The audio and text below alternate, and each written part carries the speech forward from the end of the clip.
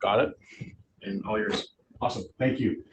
So welcome everybody to the summit for our second time this year.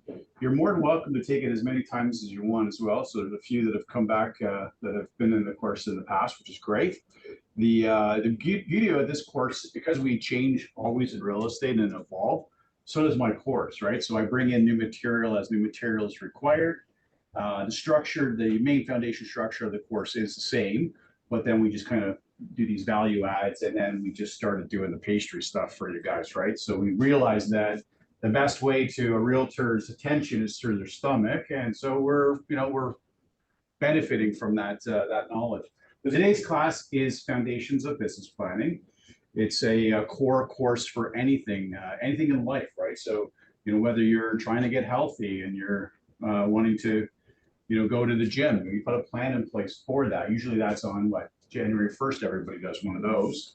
But in our real estate business, we need to have a plan in place. And so before we get into the actual course material, so everybody should have online this copy here, right, Matt? Would they have a workbook copy? Yeah. And so it's a follow along. There's some fill in the blanks. There's some note taking things. I'm going to add in some content for everybody as well. It's not in the book.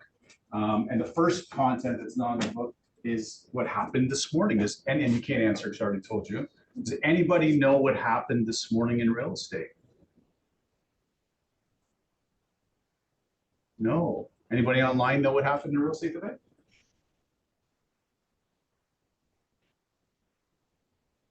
No answer. Okay. So the Trev Market Watch report came out this morning before we all woke up. In fact, I woke up to it this morning at about 6 a.m., 6:30 a.m. This is a very important document. So Matt's pulling up a copy of it here, and I can still write on this thing right now. Remind me, I got to go over here. Hit that. And then you should just be good. Okay, and I do that to erase it. Okay, so this is kind of a must-have document in your toolbox as a realtor, as far as I'm concerned. There's also other boards that, like the Ipsos boards that produce their own material. Those are also must-haves if you're trading in those kind of markets where there's an overlap of information between the Toronto Regional Real Estate Board's MLS listings and those Ipsos board listings. So you really want to have the information, the content, because without a shadow of a doubt, this is the stuff that people are relying upon you to deliver to them with your expertise and knowledge and kind of interpreting these numbers and this data. So this is page 1 of the Market Watch. And it's kind of like a dashboard. I've heard of the word dashboard in business, where they do a real good snapshot dashboard. And so down in this little corner here is the real big snapshot of what happens in the marketplace. Now, this report gets picked up not just locally in the media, not just provincially, but nationally, because Toronto Regional Real Estate Board is the largest board in the world, believe it or not, bigger than any boards in the United States, because it's consolidated for the whole GTA. New York has like multiple real estate boards, so they're not as big individually as the Toronto Regional Real Estate Board. Because it's so big and because its scale is so large, media across the country pick this data up. So today is an important day in real estate, because there's going to be people talking about real estate in the media. Now, I say this and have said this for years to realtors. And so I'll back it up. I'll give you a little bit about myself. This year in March, I celebrated on March the 8th, my 30th year full-time in real estate. So I thank you. All right. I was on stage that day in Ottawa at the AREA convention talking about TRESA with Ray Ferris. Everybody knows that guy's name, right? So Ray had invited me to be on a panel with him to talk about the new changes in TRESA. Why? Because I'm a big government relations advocate for our industry to various levels of government. So I was very active in the actual TRESA advocacy to the MPPs. I was there in the legislature, boy, it's like 5 years ago now, when we actually passed phase 1 of TRESA. They invited 40 of us, and I was there. I was in the front row, and I was actually on the opposition side in the gallery, and I was a couple of feet from Kathleen Wynne, the former premier of the province. But very high level. I enjoy our business, And because I'm so active in it, I tell people that you need to be the source of information for real estate. Because if you're not the source and voice of information for real estate, somebody else is going to be. And today, there's a very high likelihood that there's going to be a source and voice of information in real estate that's not coming from realtors. It's going to be it's going to be media people, interviewers, people that work at the TV stations and the newspapers. Well, they have their own agenda. Would you agree with that? They have an agenda. What's their agenda? Get people to read or watch what they're saying. So they're going to come out with salacious news headlines that grab people's attention that may have no actual accuracy or bearing whatsoever on what's really happening in real estate. And so if you look just in the snapshot part, everybody focuses on this little part right here. Would you agree? Do you think price is probably one of the biggest drivers in the attention span of the consumer, us as realtors, and anybody else that's playing in our sandbox? Yeah. So they're going to focus on this number here, which is a year-over-year analysis. So if you look here, 2004 this year, and last year, 2023, this actual number represents what happened last year in April 2023 versus this year in April 2023. And they're saying that the price only jumped 0.3%. Does anybody find maybe there's a potential flaw in the way they do that? COVID? Pardon me? COVID? No, that's a virus. So you got today's average sale price, and you're comparing it to April 2023, 12 months ago. In your business, if you were to go value a property today, what's more important to you in trying to get a comparable price? Is it something that sold 12 months ago, or maybe something that sold 30, 60, 90 days ago? Yes. What's more important? 60, 30, 60, 90 days. Why is that the case? The market what? Has fluctuated a lot. Correct. The market's changing. It evolves constantly, right? But because this is the big snapshot dashboard data that you see, this is what you'll see mostly reported on, which, as we've just discovered, is a flop, right? But if that's what people hear, the voice and source of real estate, that things have only gone up 0.3%, what's the motivation for people selling and buying maybe in that case? Probably pretty low, I would think, because they're saying nothing's happening, right? It's stalled. Things have ground to a halt. Would you agree with that? So if I delete this, get rid of that, and I ask Matt to go to page 27, so the very last page of the Market Watch. And here's the last month of the year, 2023, December. And this was your sale price in the end of December. Now you track down here and here. That's the corridor you're going to want to focus on. That's 30, 60, 90, 120 day corridor, not the year over year. So this is more important to you. I wager that there's not many media companies that are going to pick up because they haven't gone to page 27, which is the summary page document. So you have the dashboard, now you have the summary page document. And if you took this here and said, this was the closing out sale price. This is average, by the way. So let me just qualify something for you. This is all the types of property on Shrub. This is your condo apartments, your condo towns, your freehold towns, your semis, your detached, and your luxury, right? So it's a snapshot of the entire marketplace. What you need to do, though, is to go into your micro market that you're going to be trading in, right? So what I'm talking about here is the global perspective from Treb, okay? If you're trading in a specific area in Toronto, 4 or 5 condo buildings, well, that's your market. Ignore the global stuff in the big sense and focus on the micro market. That makes sense for everybody? Okay. But this is what the media will report on. This is what other people will report on. And if you took this here, this is actually a price appreciation, not of 0.3%. What's actually happened is the market's gone up about 6.5% in 4 months. So I calculated that this morning when I first saw it. And I was like, whoa, I did not realize it had gone up that much, but it has. Is that valuable information to talk to sellers and buyers about? So your conversations with sellers and buyers now can evolve and change based upon this information that you've now learned. Because people are going to get out there today and talk about real estate. Your challenge today really is to be the voice and source of information to the people that you know that are in your sphere of influence, your past clients, your new clients, whoever you're dealing and talking with in real estate, is to get your message and get this conversation out there, and then go into your specific micro market. So this is a sheet that comes out once, how did I get it? Once a month. And you should put that on your radar. There's no specific day. It just happened to come today, the day I started my summit, right? Today's, the third, is it 3rd of May? It's actually quick for them to come out. Usually it's about day 4 or day 5 into the month. So I wasn't expecting to see this today. I was expecting to see it on Monday.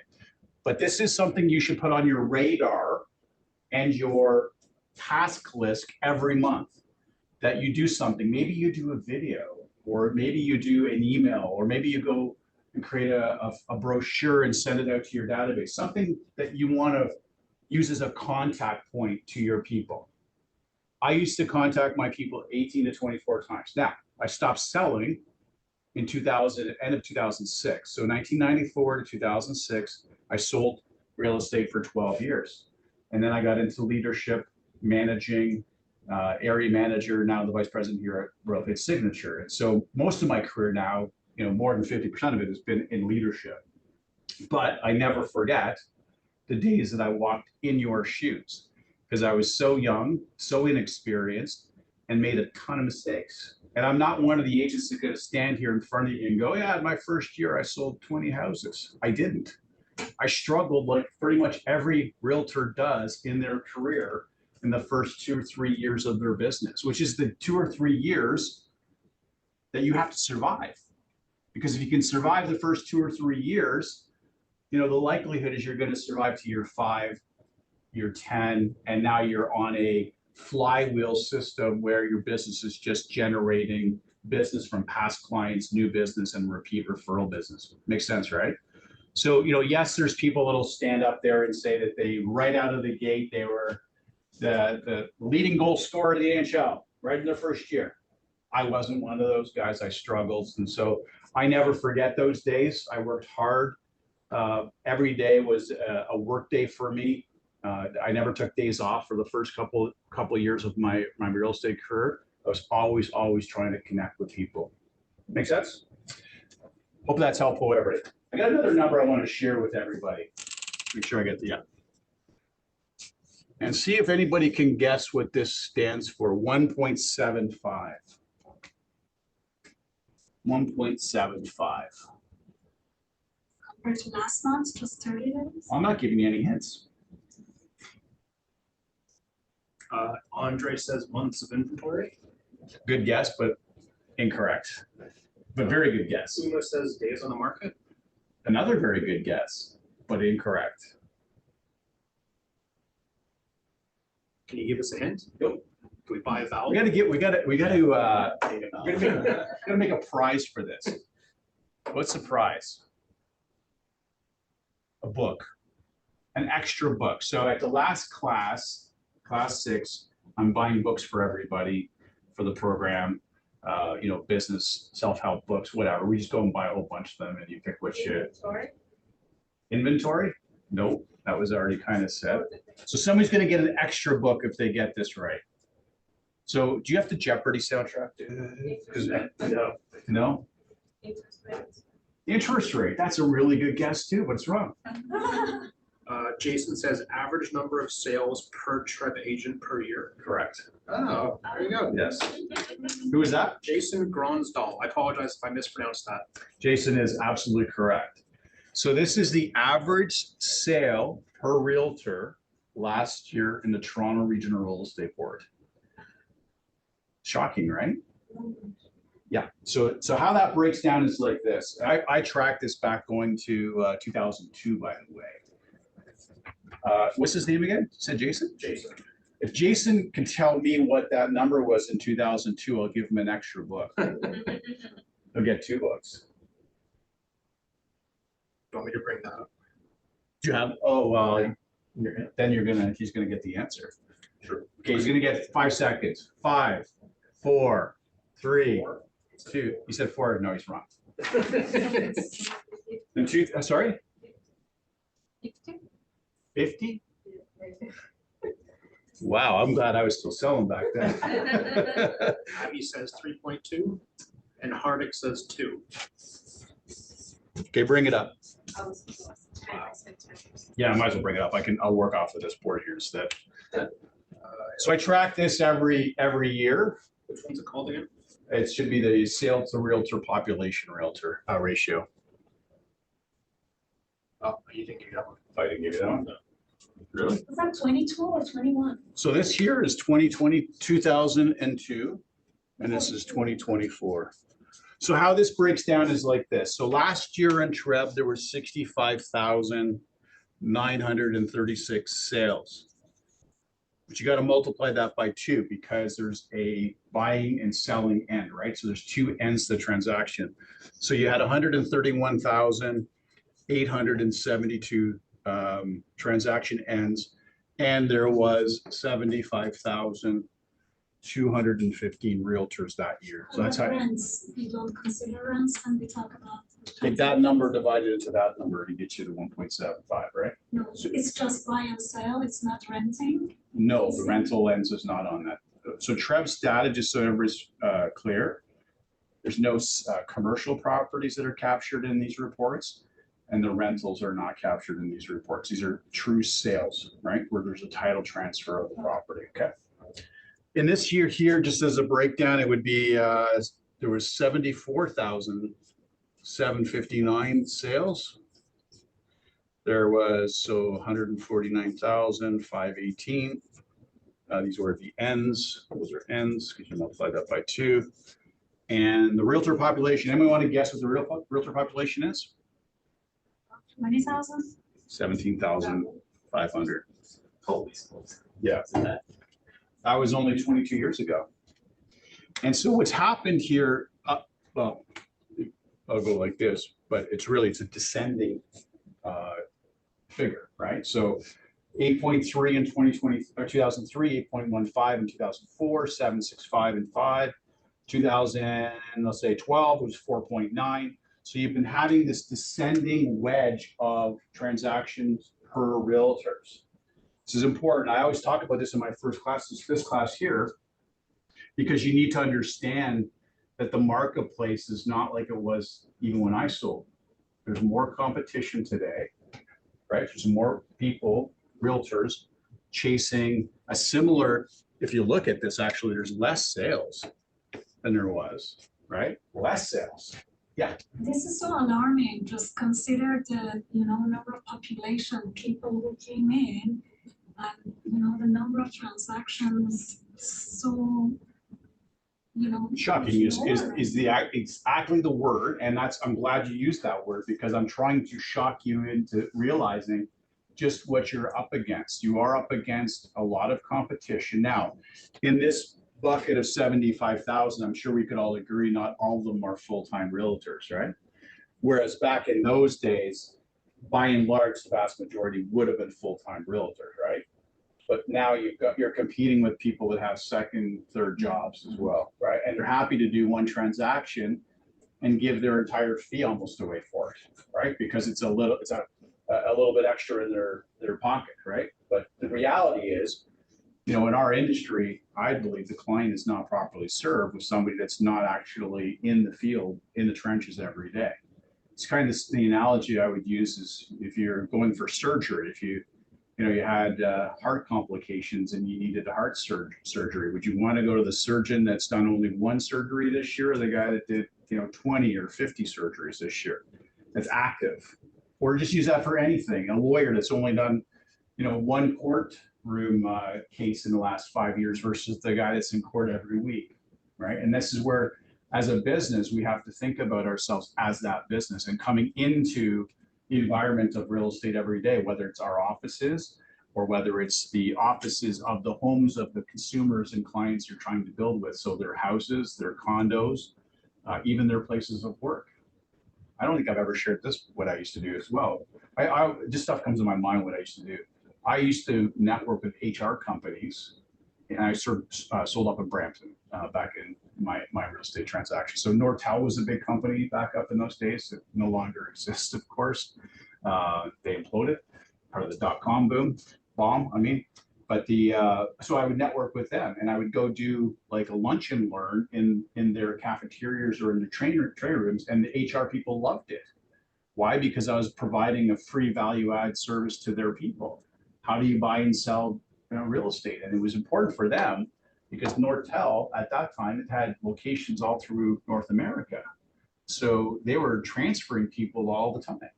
Now there was another company that had the relocation contract, but I didn't care about that. I cared about developing the relationships with people, which they could choose me as the realtor. So it's just one of those kind of other ideas of how do you build business, right? And today's about talking about where do you source businesses as well. That's just another idea. You could literally align with people at companies and provide a value add service. Like we do them here, first time buyer seminars, right? We have realtors that do these types of things, or how to buy an investment property. They bring people here. Well, why not you go somewhere, like you're looking to do something during the day? Maybe you put a seminar, host a seminar at Rogers, or at partner with RBC or TD or another lender, right? Just an idea. Next slide, Matt. If you can go to the actual presentation. Yeah. So you've got a workbook. Those of you that are online should have a virtual one, and we have one here.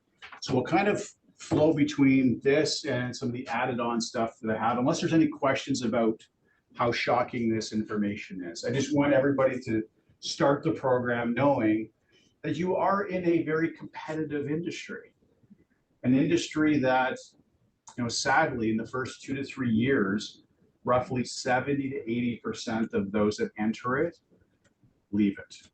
And that is maybe even higher. Like I said, I've been in this for 30 years. That ratio was fairly stable for a long time until the last 4 or 5 years. I've seen that ratio probably actually get up to about 90% within 2 to 3 years leave the business. You've put a serious investment in finances and time to be here. Don't walk away from it. You've aligned with a good company that's here to support you and help build that business. There's a great community and culture that we have in here with other realtors that are very giving of their time and helpful. Leverage that. Get involved with that. Yesterday, at least in our office, we sent out probably 5 or 6 open house opportunities. Did everybody see those that come through? And if Don Mills does it or downtown, same advice I'm going to give to the people here.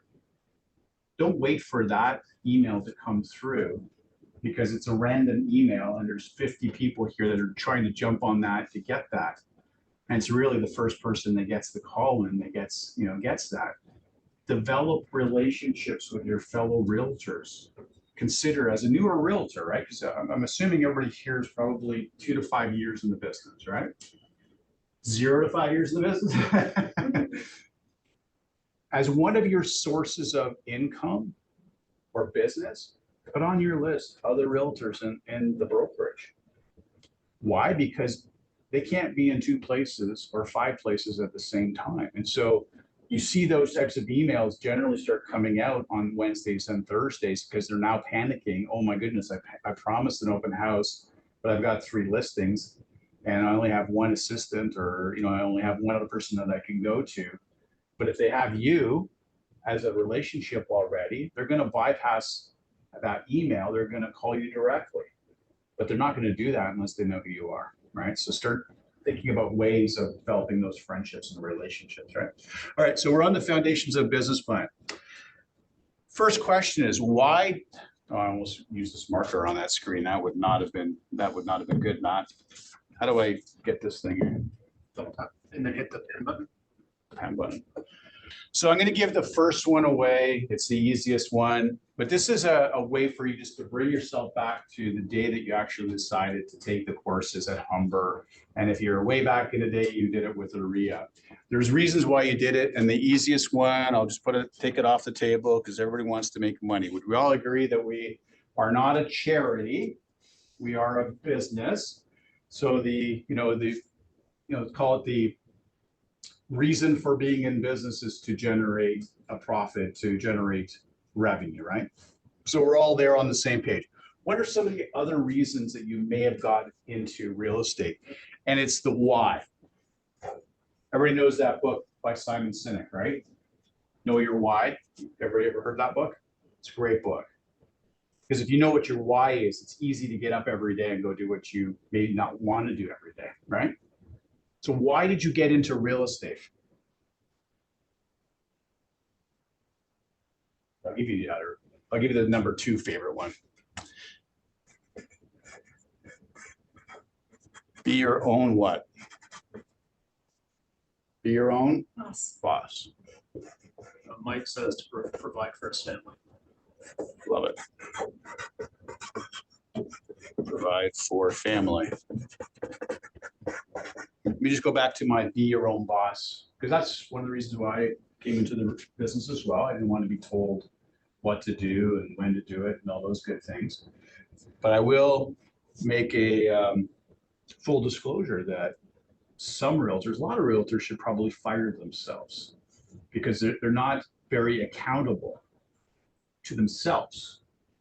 Okay, this is a very important distinction. I'm not saying you're not accountable to who your client is and who your fiduciary responsibility is. Does everybody understand what the fiduciary responsibility is?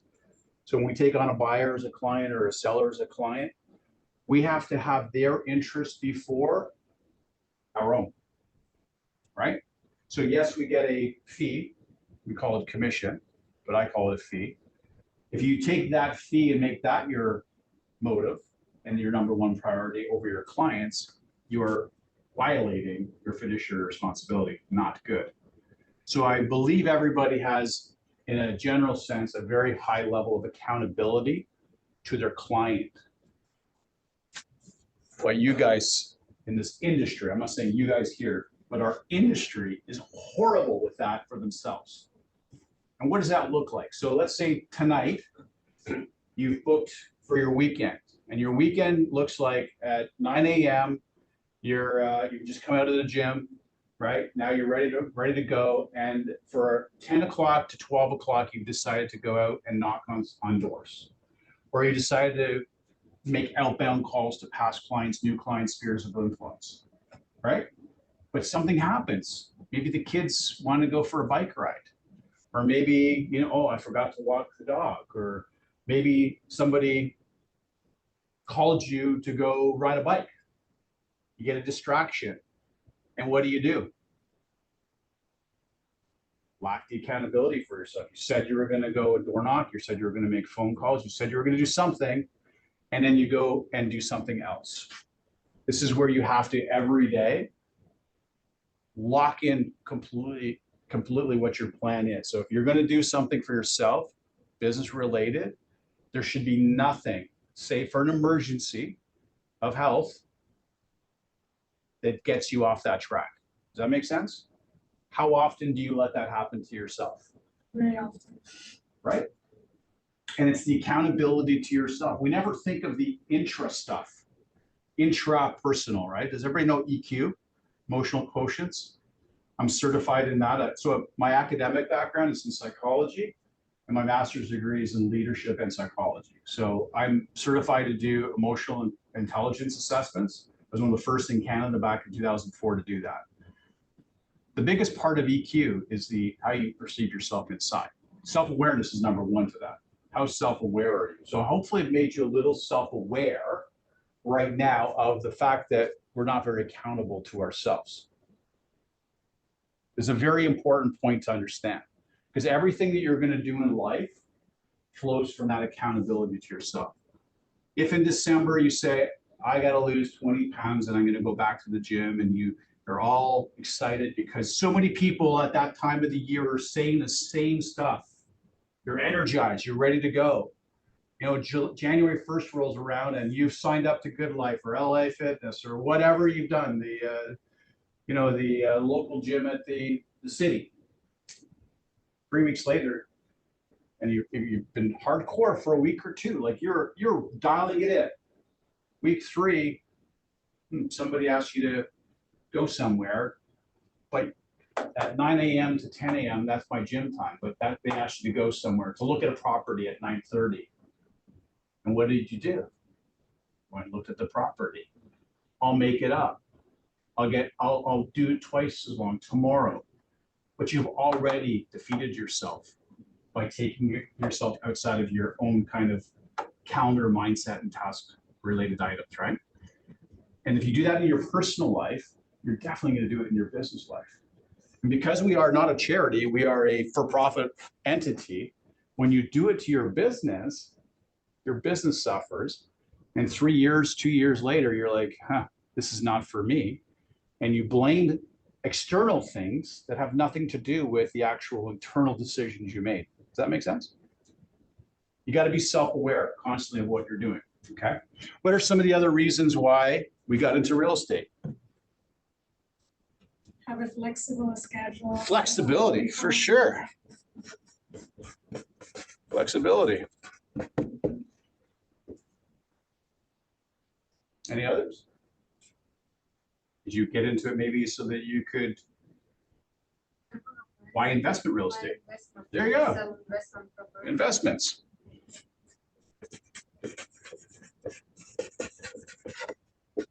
Did you have a dream to maybe buy a bigger house, get a better car, be able to make other types of investments? Maybe it's in somebody's business or in a stock market.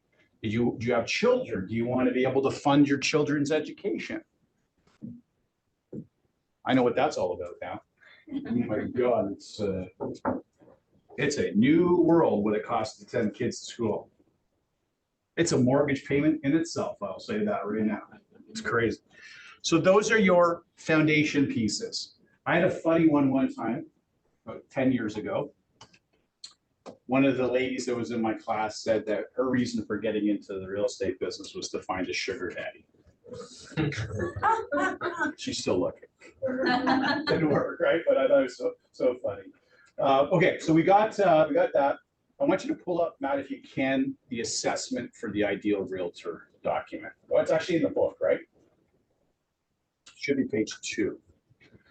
So when I did my master's degree, my thesis was on real estate, believe it or not. So I wrote a paper called Performance Predictors for Realtors.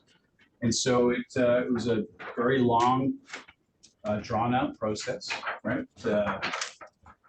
Made me more organized than I could ever have imagined, because I'll fully confess as well, I was not a very organized realtor with paperwork. So that's why, when people complain about bad paperwork stuff, my heart goes out to you, because I was in your shoes. I was one of the worst, chasing me for this paper, that paper. I'm a relationship, connect with people kind of person, not fill in stuff.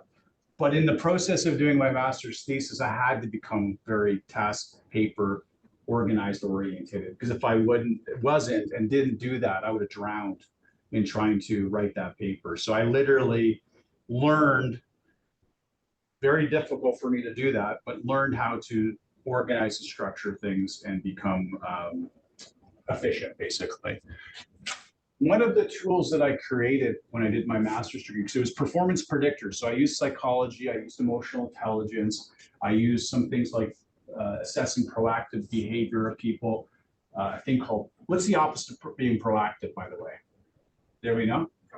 Procrastination. So I actually wrote on both of those in my paper, procrastinating behavior and proactive behavior.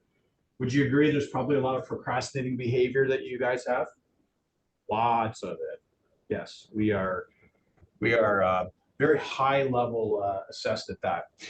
Out of that came one of these assessment tools that I used. And so this has been since 2005, I've used this tool with realtors. So there's been probably well over 10,000 realtors that have actually answered this for me. So I've compiled an amazing kind of database of answers for this.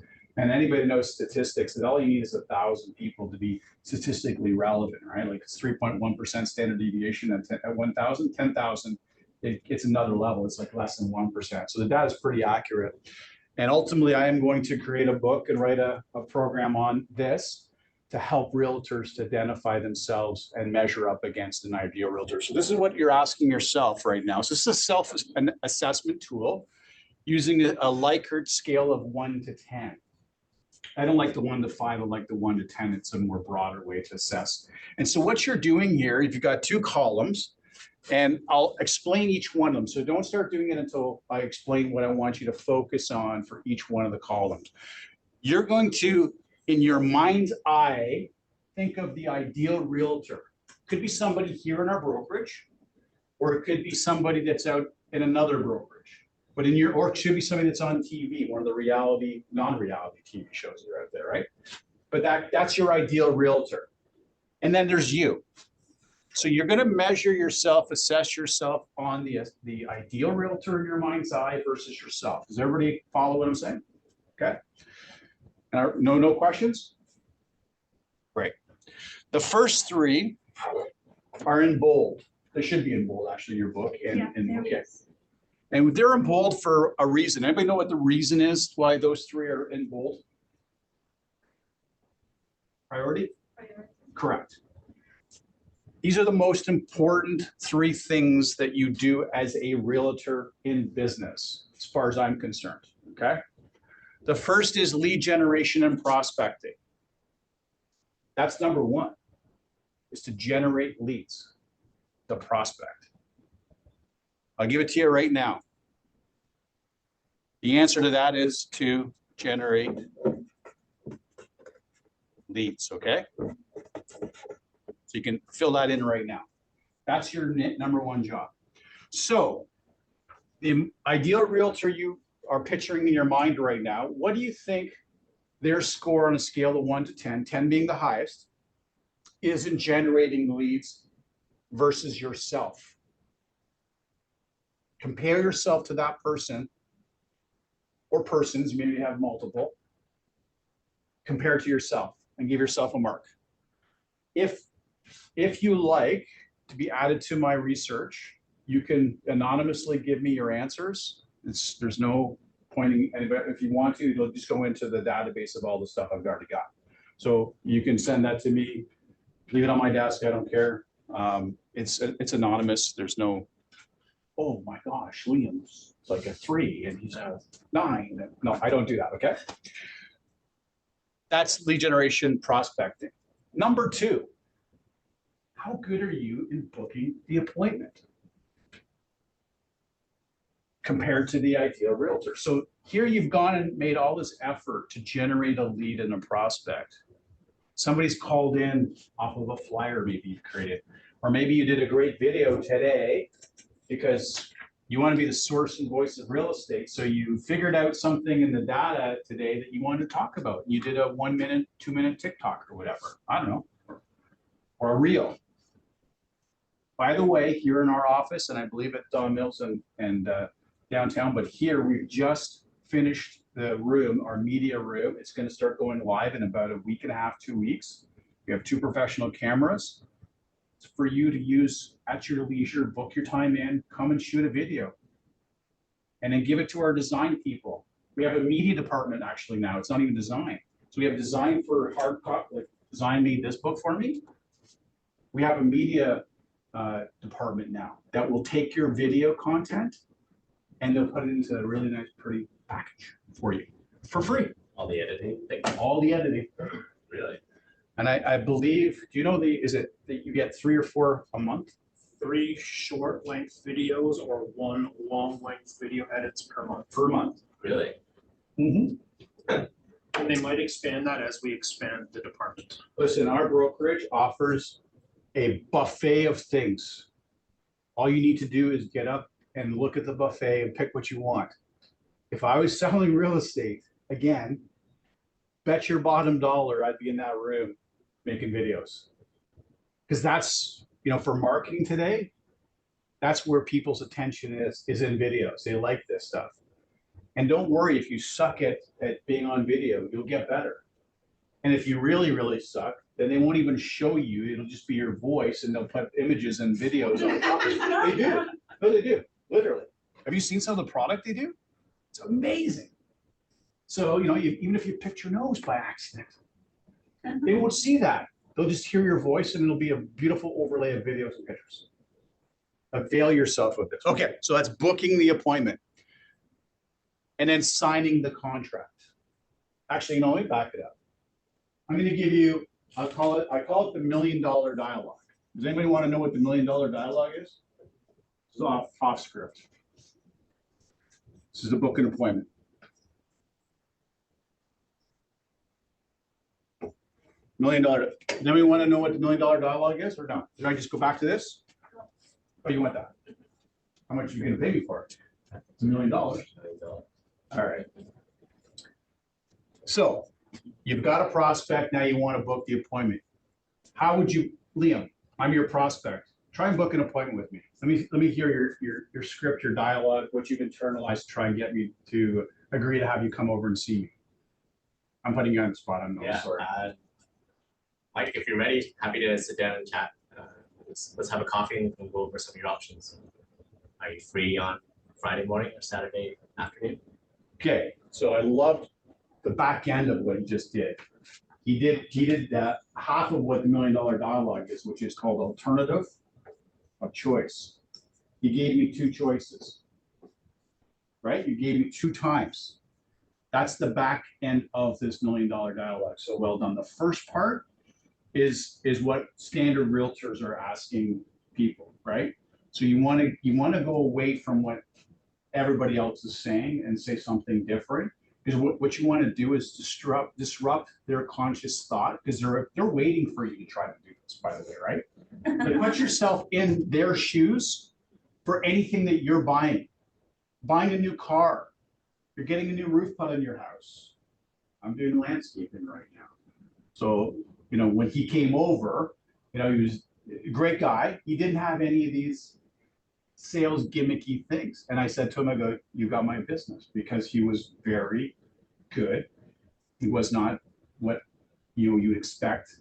And he was disruptive as far as like your thought process. But this is good, called alternative of choice. So here's the most important words you're ever going to learn in real estate. And I learned these over 29 years ago. It's my second year, from a trainer called Floyd Wickman.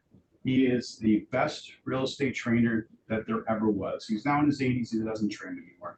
I went to his very last event in Ann Arbor, Michigan, because I used him in my thesis, actually. I quoted him, and he wanted to meet me.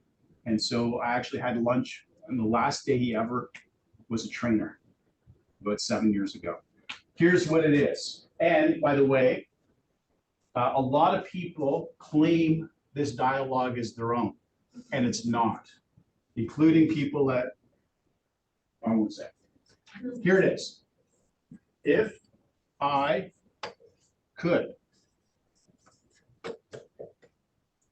would you? This is powerful. These are powerful words. You can use them with your spouse. You got kids. You want to fight your kids at Christmas time because they want the biggest toy? Start using this stuff back on them, because they're the most persistent salespeople ever, right? Your kids. I've learned so much from my kids over the years. They are tenacious. They do not give up on something they want. Is that true? So, if I could, would you? Use this in any kind of context you want. But the context we're going to use right now is you're booking an appointment to go over and look at a house. Liam, if I could show you how I could sell your house in the least amount of time for the most amount of money, would you be interested in hearing more about that? I'm on the phone with you. Yes. Okay. Yes. So you fill in those blanks. That's an actual dialogue that 100% of the time I used to use when I was trying to book a listing appointment. Liam, if I could show you how I could sell your house in the least amount of time for the most amount of money, would you be interested? So if I could, would you be interested in hearing more? Who's going to say no to that? It's a disruptive question. They're not expecting something like that. If somebody did say no to that, in your mind, what's the likelihood that that's a bona fide potential lead at that point?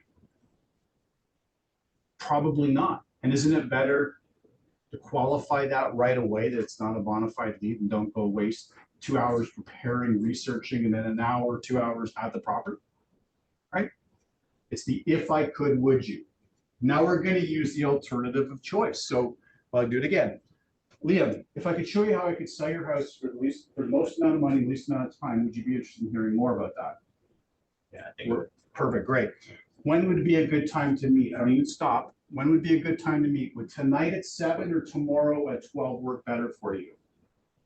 tomorrow at 12. Perfect. So you made it easy for me. So great. I'll pencil you in, is what I used to always say. I'll pencil you in at 12 tomorrow. See you then. He made it easy, like I just said. But what if he said, like some will do, let me get back to you? I have not at this time, I have some family obligations that I'm not ready to sit with So you. you've given me an objection, right? I've got some family obligations, what, tonight, tomorrow? Or all week, or all month, or all year? Right? If there's a pushback, right? I gotta check with my wife. Oh, I don't know. Okay, listen, Lynn, this is what we'll do. How about if I just pencil you in? I get pencil. How about if I just pencil you in then for 12? If we need to change that, just give me a call. I'll see you tomorrow at 12. Power through that stuff. Don't be a dog, a person that's scared by a dog barking at you. They're barking at you, trying to see if you're going to cower. Be ready for that. Be ready for that objection with the great, Anita, I'll pencil you in. I'll see you tomorrow at 12 o'clock.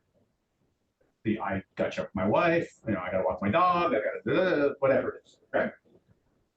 Because if they have a family commitment, unless it's like a wedding this weekend, which I get, right? Oh, it's a wedding this week. No problem. How would Wednesday at 7 or Thursday at 9 work for you? It's always the if I could, followed by the alternative choice. If you master this, it's your $1 million in real estate that you'll generate. Who finds that helpful?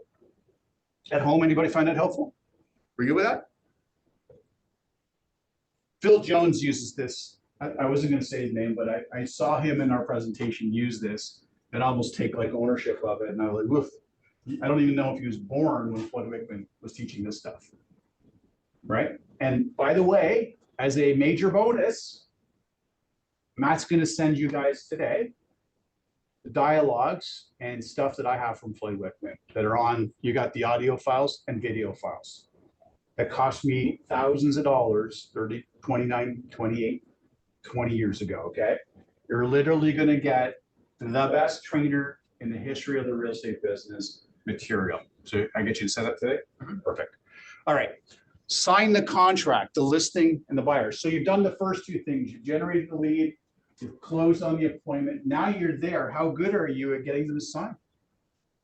Moving to getting the paperwork signed. Or are you just walking out because they got to think about it? Maybe the weather's not right. And, I don't know. It's the interest rates are too high. And, there's too much this, too little of that. Like you're going to hear all these excuses. How good are you and how ready are you to deal with those excuses? Or here's a good one. Your fee's too high. I don't want to work with you because somebody down the road's going to do it for 1%. Are you ready for that? I'm going to try and help you be ready a little bit. In one of the courses, we'll do some dialogue stuff, right? But to be at the top of your game, to be this person, you got to be practicing every day. Every day. Is it tomorrow night's the big hockey game, Game 7? Leafs and Boston Bruins? Go Leafs go. I was born in 1970. So I missed the last Stanley Cup by 3 years. I pray that they win one before I die. Can it be this year? We'll see. My point in bringing up the Leafs or sports is my business, when I ran it, came out of the sport community in Brampton. baseball and hockey. Hockey winter, baseball summer. I was a coach, I was on the executive, I was a sponsor, very heavily involved. I had players in the hockey world that went to the NHL that I was a coach of. In fact, one player became the #1 pick in the NHL draft. #1, Rick Nash. And Rick was my client in real estate. I sold him multiple properties.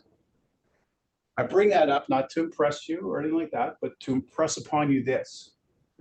A guy like that, or an actor that wins an Academy Award, doesn't just show up at the arena or on stage or in a film studio and start acting and playing hockey or baseball or whatever they're doing. They're practicing constantly. The Leafs are practicing today. They won last night. Go Nylander got 2 goals for us. They're practicing today. They're not taking a day off. Again, let's go back to what I said when I started. Accountability. How accountable are you to yourself? This is where we lack and fall down, is our own accountability. Are you spending an hour a day, 2 hours a day practicing your profession? Because you should be, because these people are. These top ideal realtors are spending real money getting trained every day, every week. And if you want to get to that level and that caliber, to be able to have a natural conversation about objecting to a seller that wants to not pay you a fee that is commensurate with the energy investment of your time and money that you're going to put into that listing. You know you're going to fight 2 things when you go for a listing presentation. One is the price, and one is the fee. Would you agree? I'm going to teach you how to deal with the price one, because that's the easiest one to deal with. The fee one is a little harder because you have to internalize, not memorize, internalize how you respond to that. Okay? Any questions on the top 3? These are your core 3 things as a realtor that you have to master. Everything else falls from there, okay? Developing a plan for a client. How many of you, when you get to sign a listing contract or you get to sign a buyer representation agreement, actually give to your client now a plan, your plan of how you're going to find them and sell them a property, or how you're going to list and sell their property? And I'm not talking about the generic stuff, like specifically tailor-made to them. Now, our office, our brokerage does give great material, and it's free. All you need to do is, for a buyer, give us the name of a buyer, go to design, and they'll print out the working with a buyer booklet that we have. Seller, we have the listing package one. Give us the address and the name of the seller, we'll give it to you. But you have your own stuff that you've created that's going to give a breakdown of what you're going to do. That first week, that first 2 weeks of what you do is critical, because most sales happen in the first 14 days on a listing, right? Show your client, your listing client, what you're doing in those days. And it's not just putting it on MLS, because that's what 90% of the realtors out there do. They just put it on MLS, let MLS sign it. What other services are you building out to show them? So developing a plan. Are you just the MLS listing realtor? Or are you the ideal realtor that comes to the table with a full suite of services that you're going to execute on? Okay. Grade yourself on a scale of 1 to 10. Taking control. We all are professionals in the room. We all have chosen this as a career. Yet we are one of those industries where the people we go to think they're more of an expert than we are. You know, would I go to my doctor and say, listen, Dr. Morris is my doctor. I was on Google last night and, you know, I have a runny nose and I have a headache. I think I have a tumor. Would I tell them that? Hell no. But in our business, I say tumor, and if I'm not offending him, I had a brain tumor. My daughter had, you know, 2 years ago, also major problems, right? So I'm not trying to be flippant. Just trying to impress upon you, you know, what people look at us like in the real estate sector. They think they're the expert. We're not. I would never tell my doctor, you know, the doctor's going to do some things called diagnosis.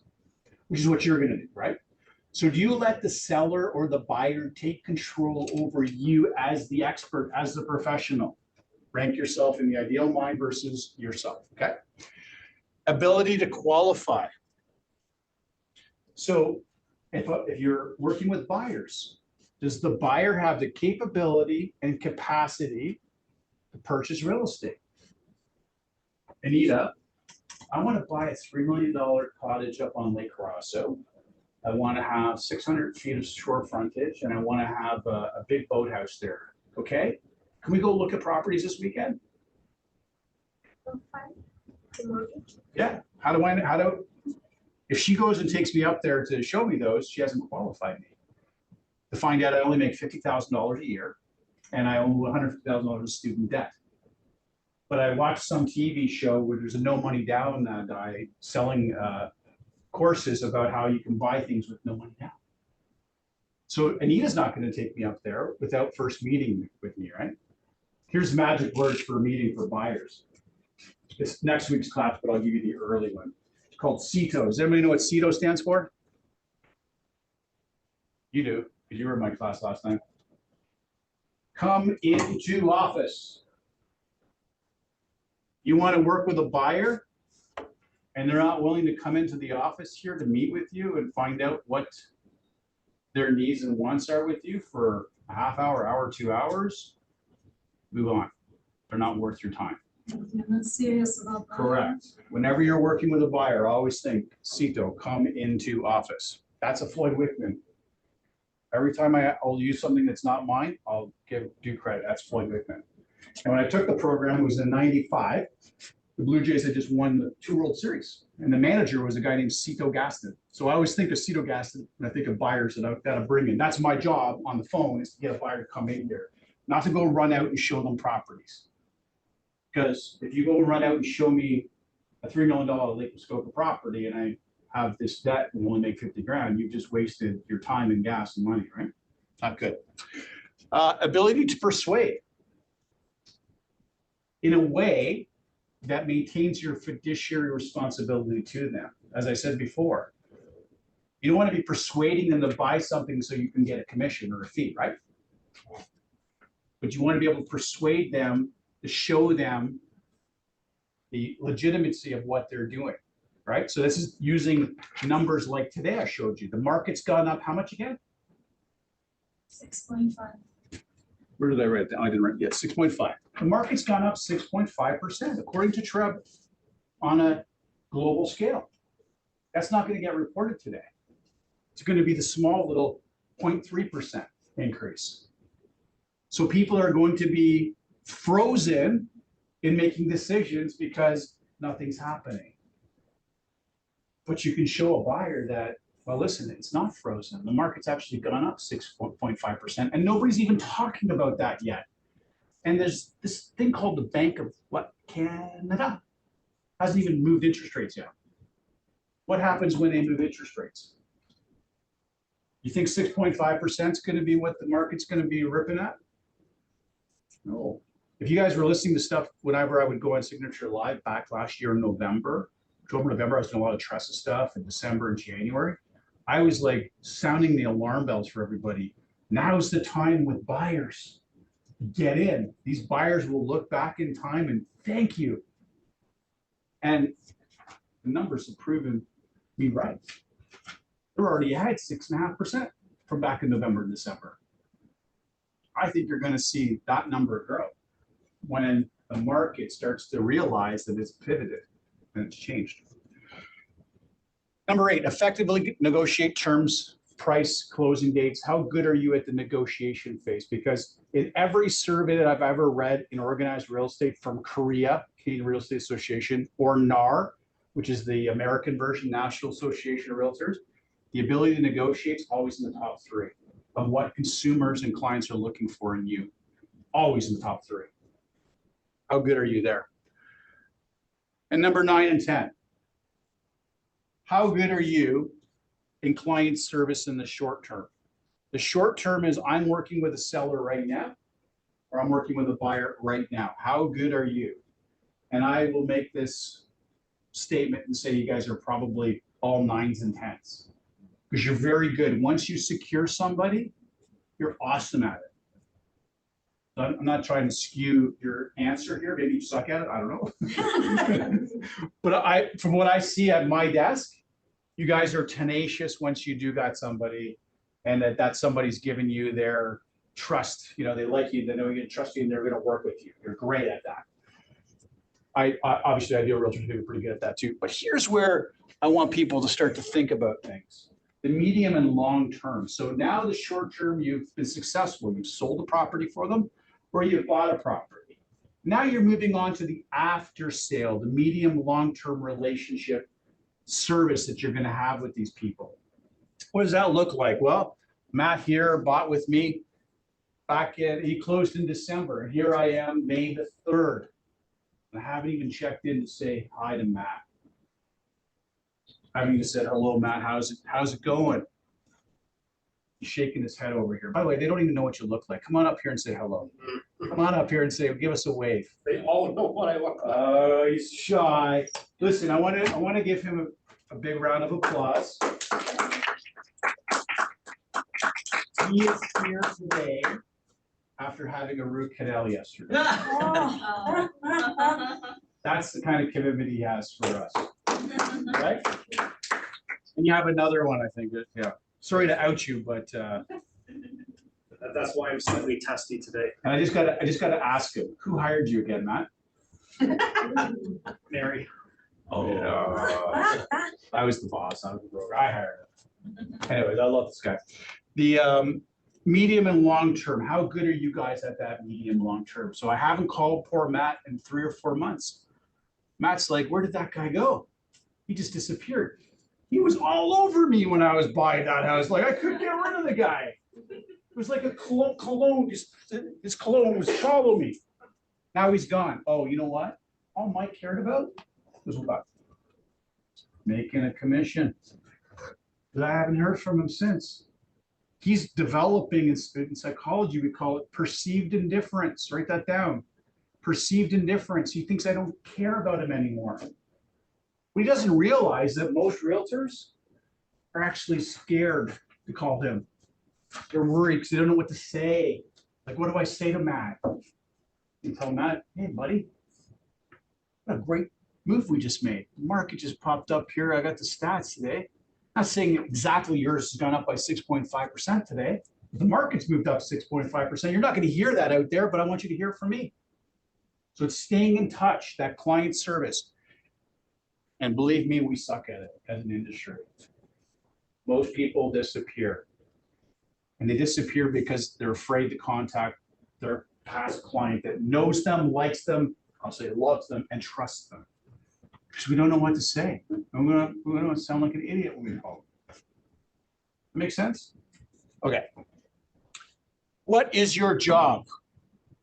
Every day in the business of real estate, you wake up what? Unemployed. You've been in my course, you can't answer these questions. You wake up unemployed. Jeez. You wake up unemployed. I'm sure everybody that's now thinking about that is like, man, I just made the worst decision of my life. I wake up unemployed. I don't have a pension. I don't have vacation pay. I don't get benefits. What the heck did I just do? Mike just said, basically, I should get out of the business because I'm unemployed. No, this is an opportunity. Most people don't actually think of what they really are. They are. Meaning then you got to go up here and generate leads and go through the whole process. That's your job. If you want to get employed, what do you got to do, Liam, to get employed? I thought it was somebody's No. Find the employer. find a employer, find a customer.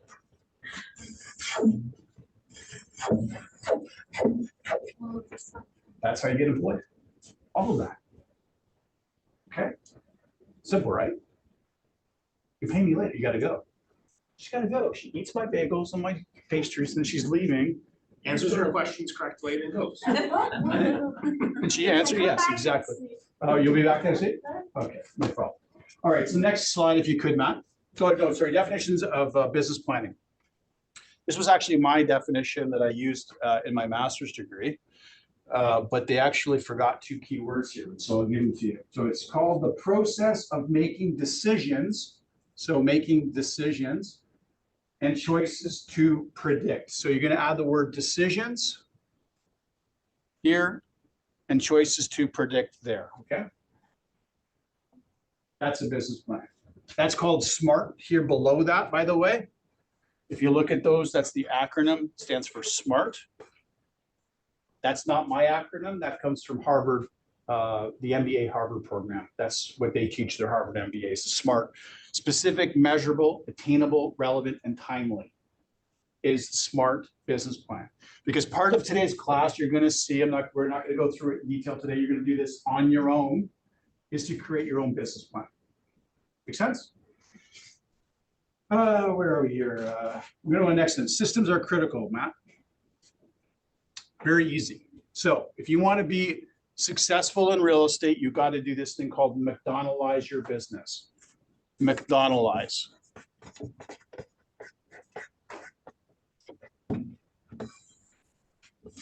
That comes from McDonald's. Not advocating their food.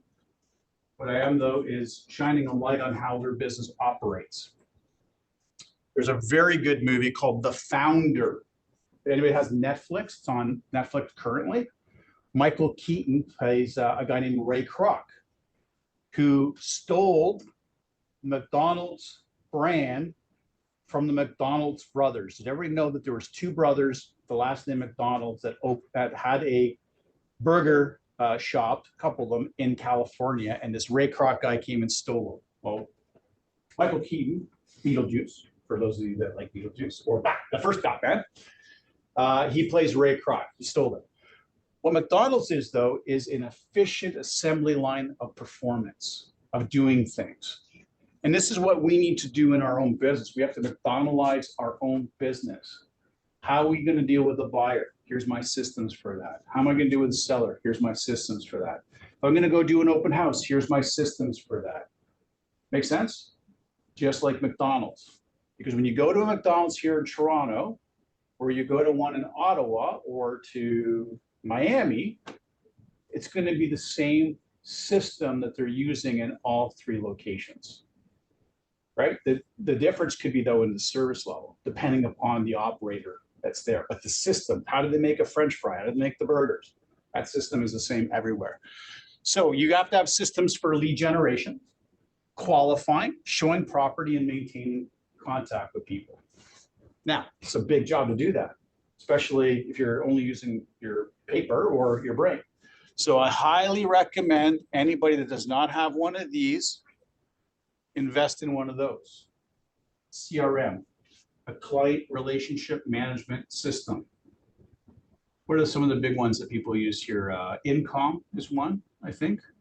Well, the one that we get through Royal Pages. RLP Sphere. KV Core. So that's right. Explain that just for a second for people. Well, it's available through your Royal Page account, provided through your franchise fees, and it's run by a company called KV Core, who's famous for doing a lot of different CRM programs. Right. And it just has built-in client management, built-in automatic emailing systems, website tools. Yeah, it's all in one. All in one. Yeah. So that's free of charge too, I believe, right? So if you avail yourself of that, there's training platforms on the Royal Page Canada website, the RLP network, I think it's called. Yep. Or you can go outsource to private companies. So Incom's one, Kits Communications is another. Top producers, how commonly used. What's that? Follow up boss. Oh, yep. Follow Up. Okay. Follow Boss. By Exact. Never heard of that one. What's the other one too? Oh gosh, I used to have it. Anyways, I don't know if it's still around. You need to invest in something like that, or use the service that is provided for Royal Page Canada to put yourself in an automated system, CRM yourself. Some of our top people evolve into getting these things, systems. That's way off into the future for you, but it is your future, right? Because you're going to want to have somebody that's managing your database for you, helping manage your database for you, keeping you on track. Because the more you can get away from the administrative detail stuff and do what is the job of a realtor. What was the job of a realtor again? Thank you. I'm gonna ask that question multiple times for the next 6 weeks. What's your job again?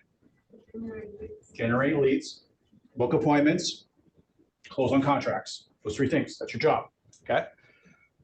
And that's where you're gonna generate the revenue to operate your for-profit business, not a charity, right? And when you get to a very high level, you'll most likely be investing in an assistant or assistants. We have people in here that have multiple assistants, which are great. When you do how do I do this? When you build this thing out and you get so business, there's efficiencies created when you have a CRM in the back end. So this is one. So what are the benefits? You're gonna be efficient. Okay. I do a lot of regulatory work for the company, meaning when there's a RICO complaint in, I help with that, with the realtor, work their way through that and suggest, what the responses could look like. Arbitration, I was an arbitrator with Treb for 8 years. So I was like a judge at the board where I would judge cases. I was chair of arbitration professional standards for Mississauga. So I'm very big in the regulatory side. As I said earlier, I did a lot of the trust work too. When you have a system in place like that, if God forbid you ever did run into problems, legal problems, professional complaint types of problems, when you have a system and you can justify and substantiate, here's how I've always operated, this is probably the best evidence for you not having done what you've been accused of doing. That makes sense. Like if you can say, here's 10 of my 10 past clients, call them because this is what I did with them. Why would I change and deviate with this person that's making a complaint? Doesn't make sense, does it? Because I have a system and I follow my system.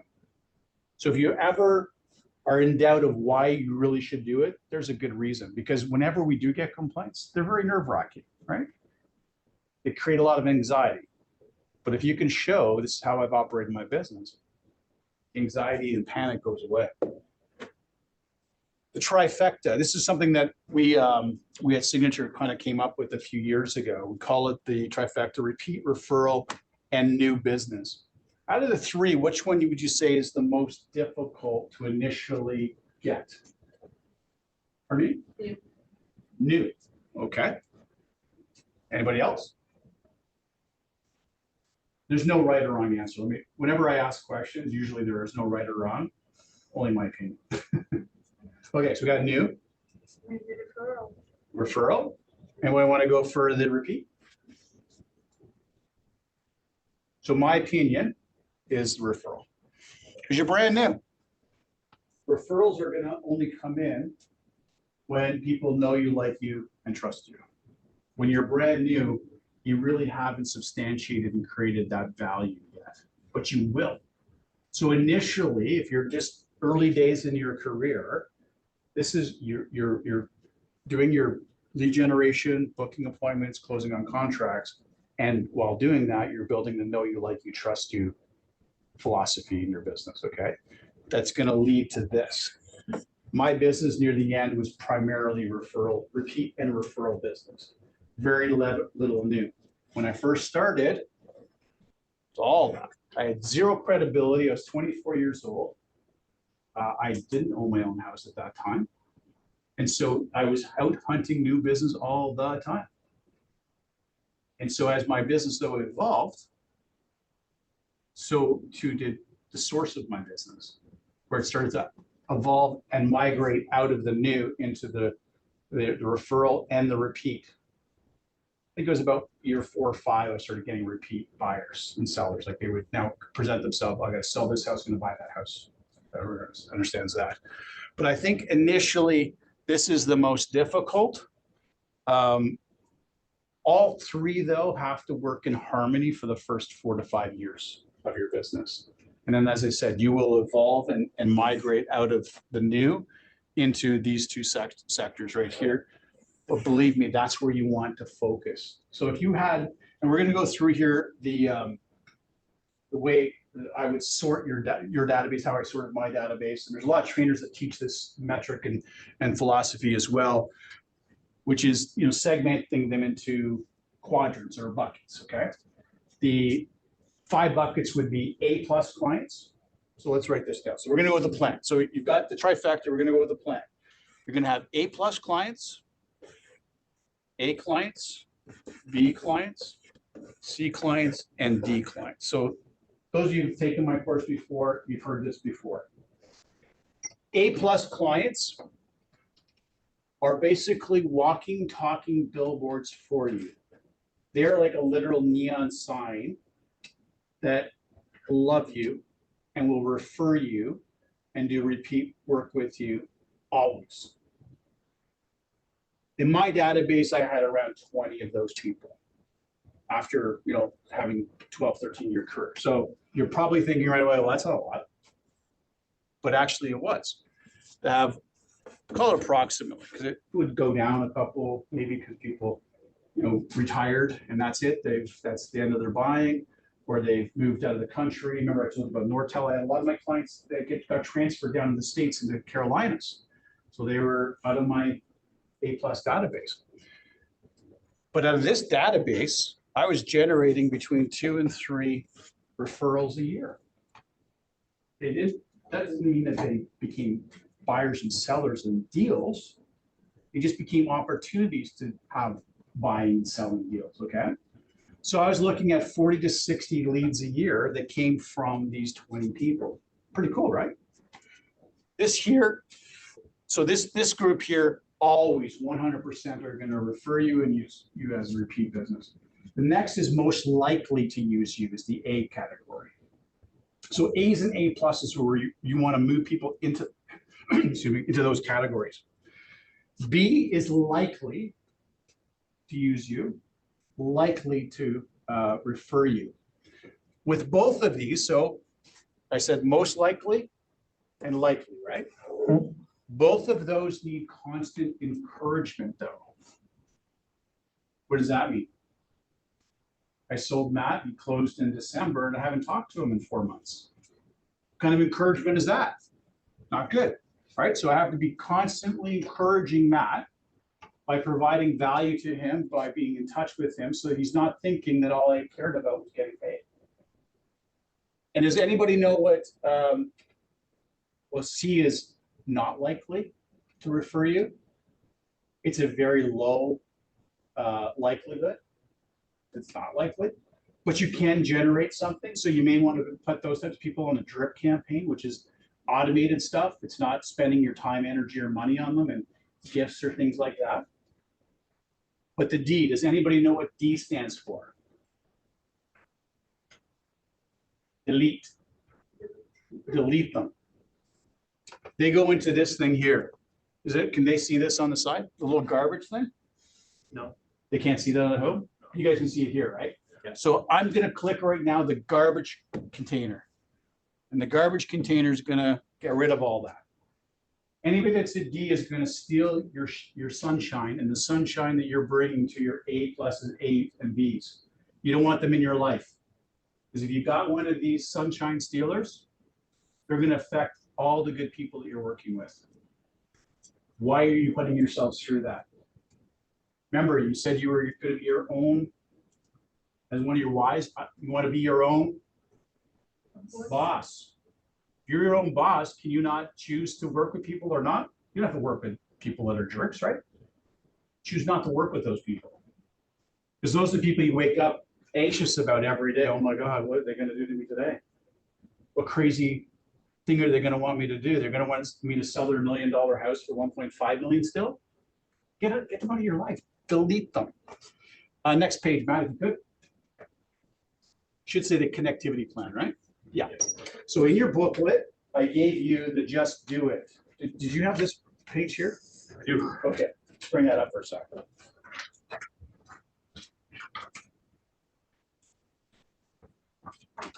So remember I said, what are you going to do when you take a new listing and a new buyer? You're going to execute on a plan.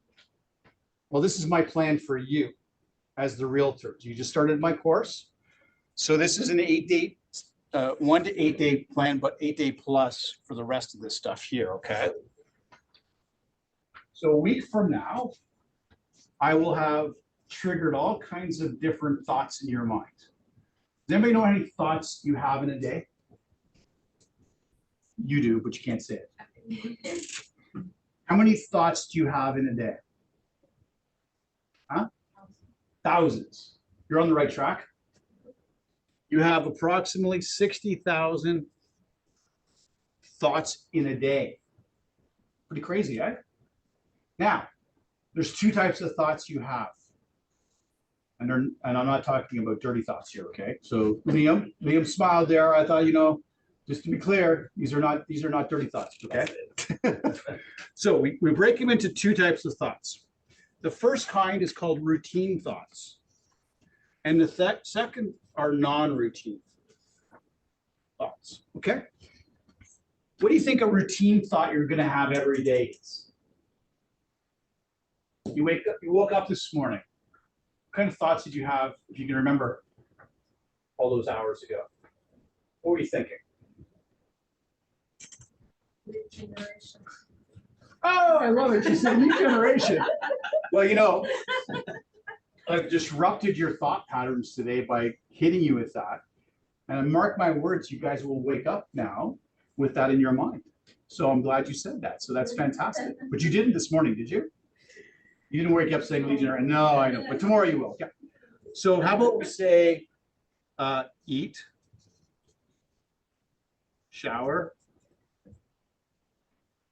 brush teeth. These are routine thoughts you're having every day. These are like these basic thoughts, okay? What other basic thoughts are you having every day? I'll pay my mortgage. I pay your mortgage, right? So, We're going to talk a little bit about financial stress in a moment here, right? It's real. These are routine thoughts.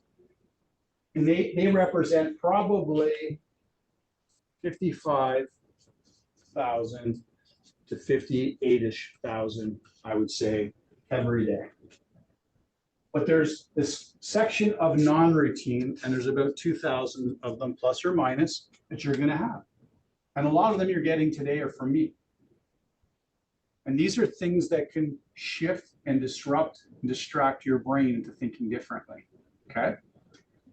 Again, what was your answer there? You said lead generation. So you're going to wake up and be thinking lead generation. Maybe all of us will, because we wake up in this business, what again? Unemployed.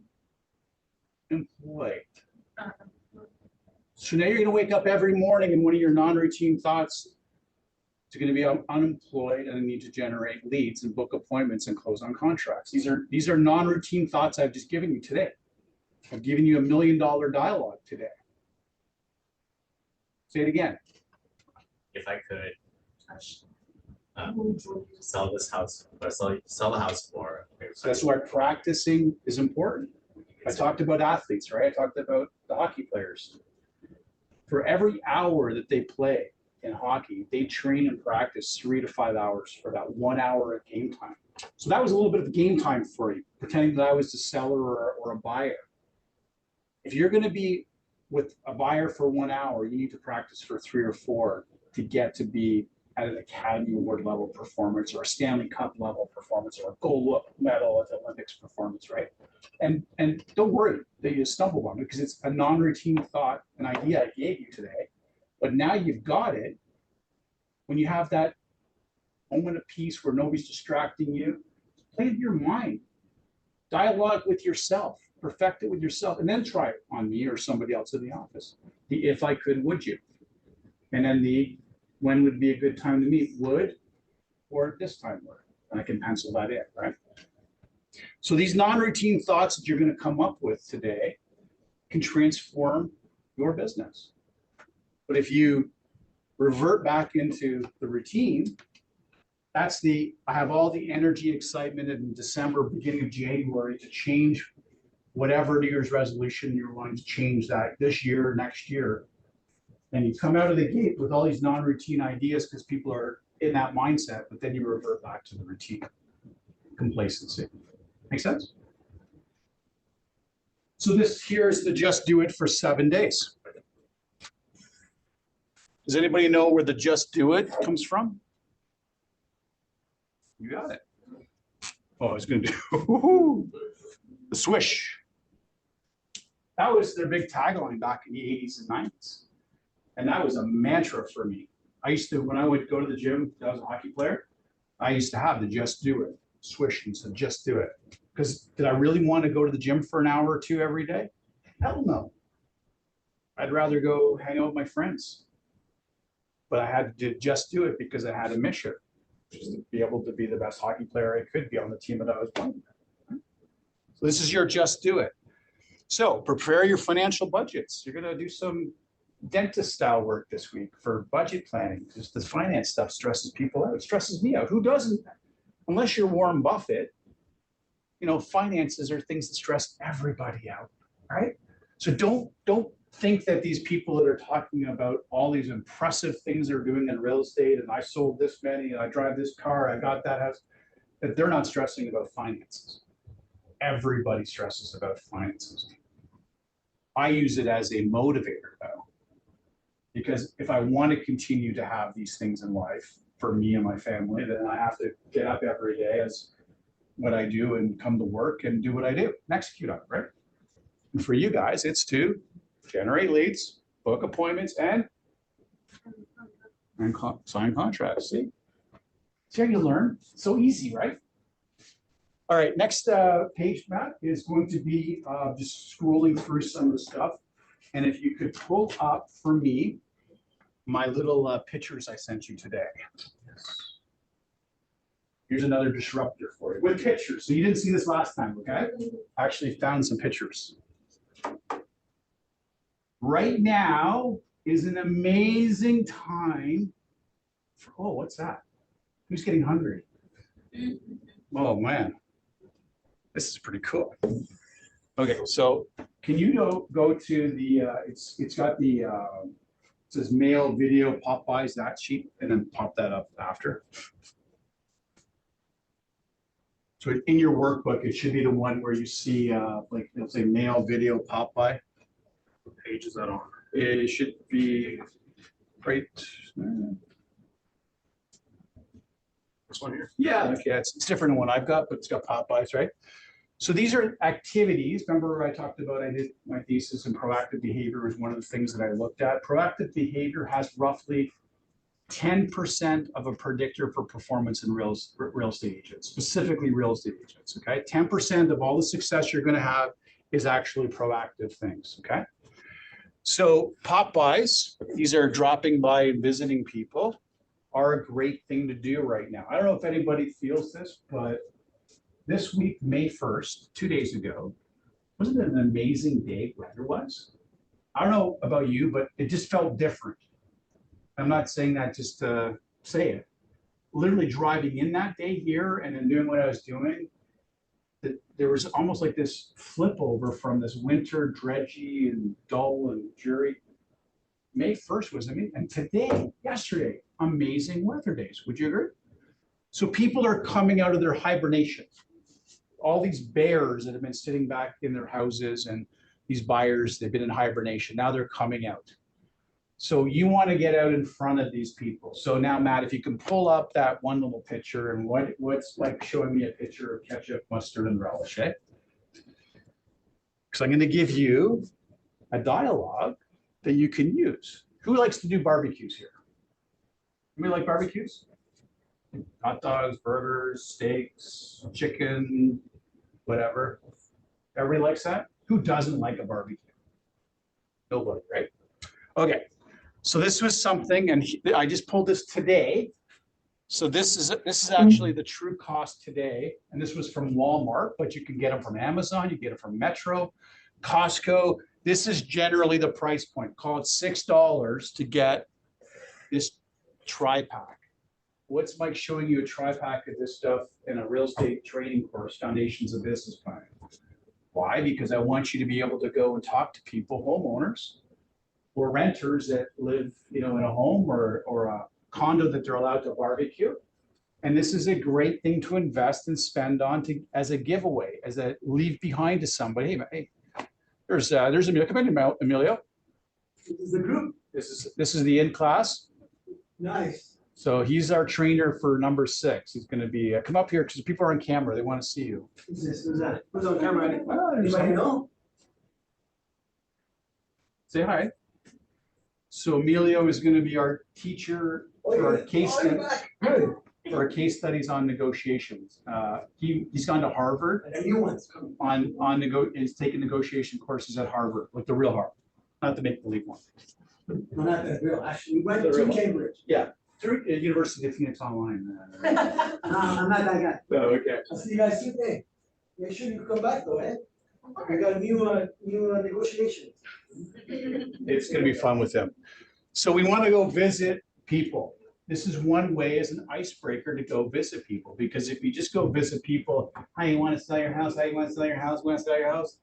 They don't want to see you. Like, oh my God, there's Mikey walking down the street. Let's lock our doors and turn the lights off. No. You want to go there and be somebody that is, a friend of theirs that they're going to get to know, like, and trust. Okay.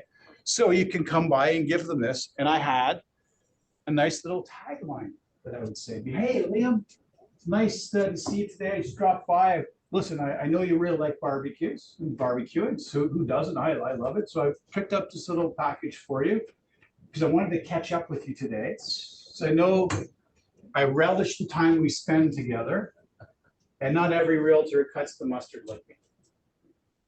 Hope all is well. Take care. And you're gone.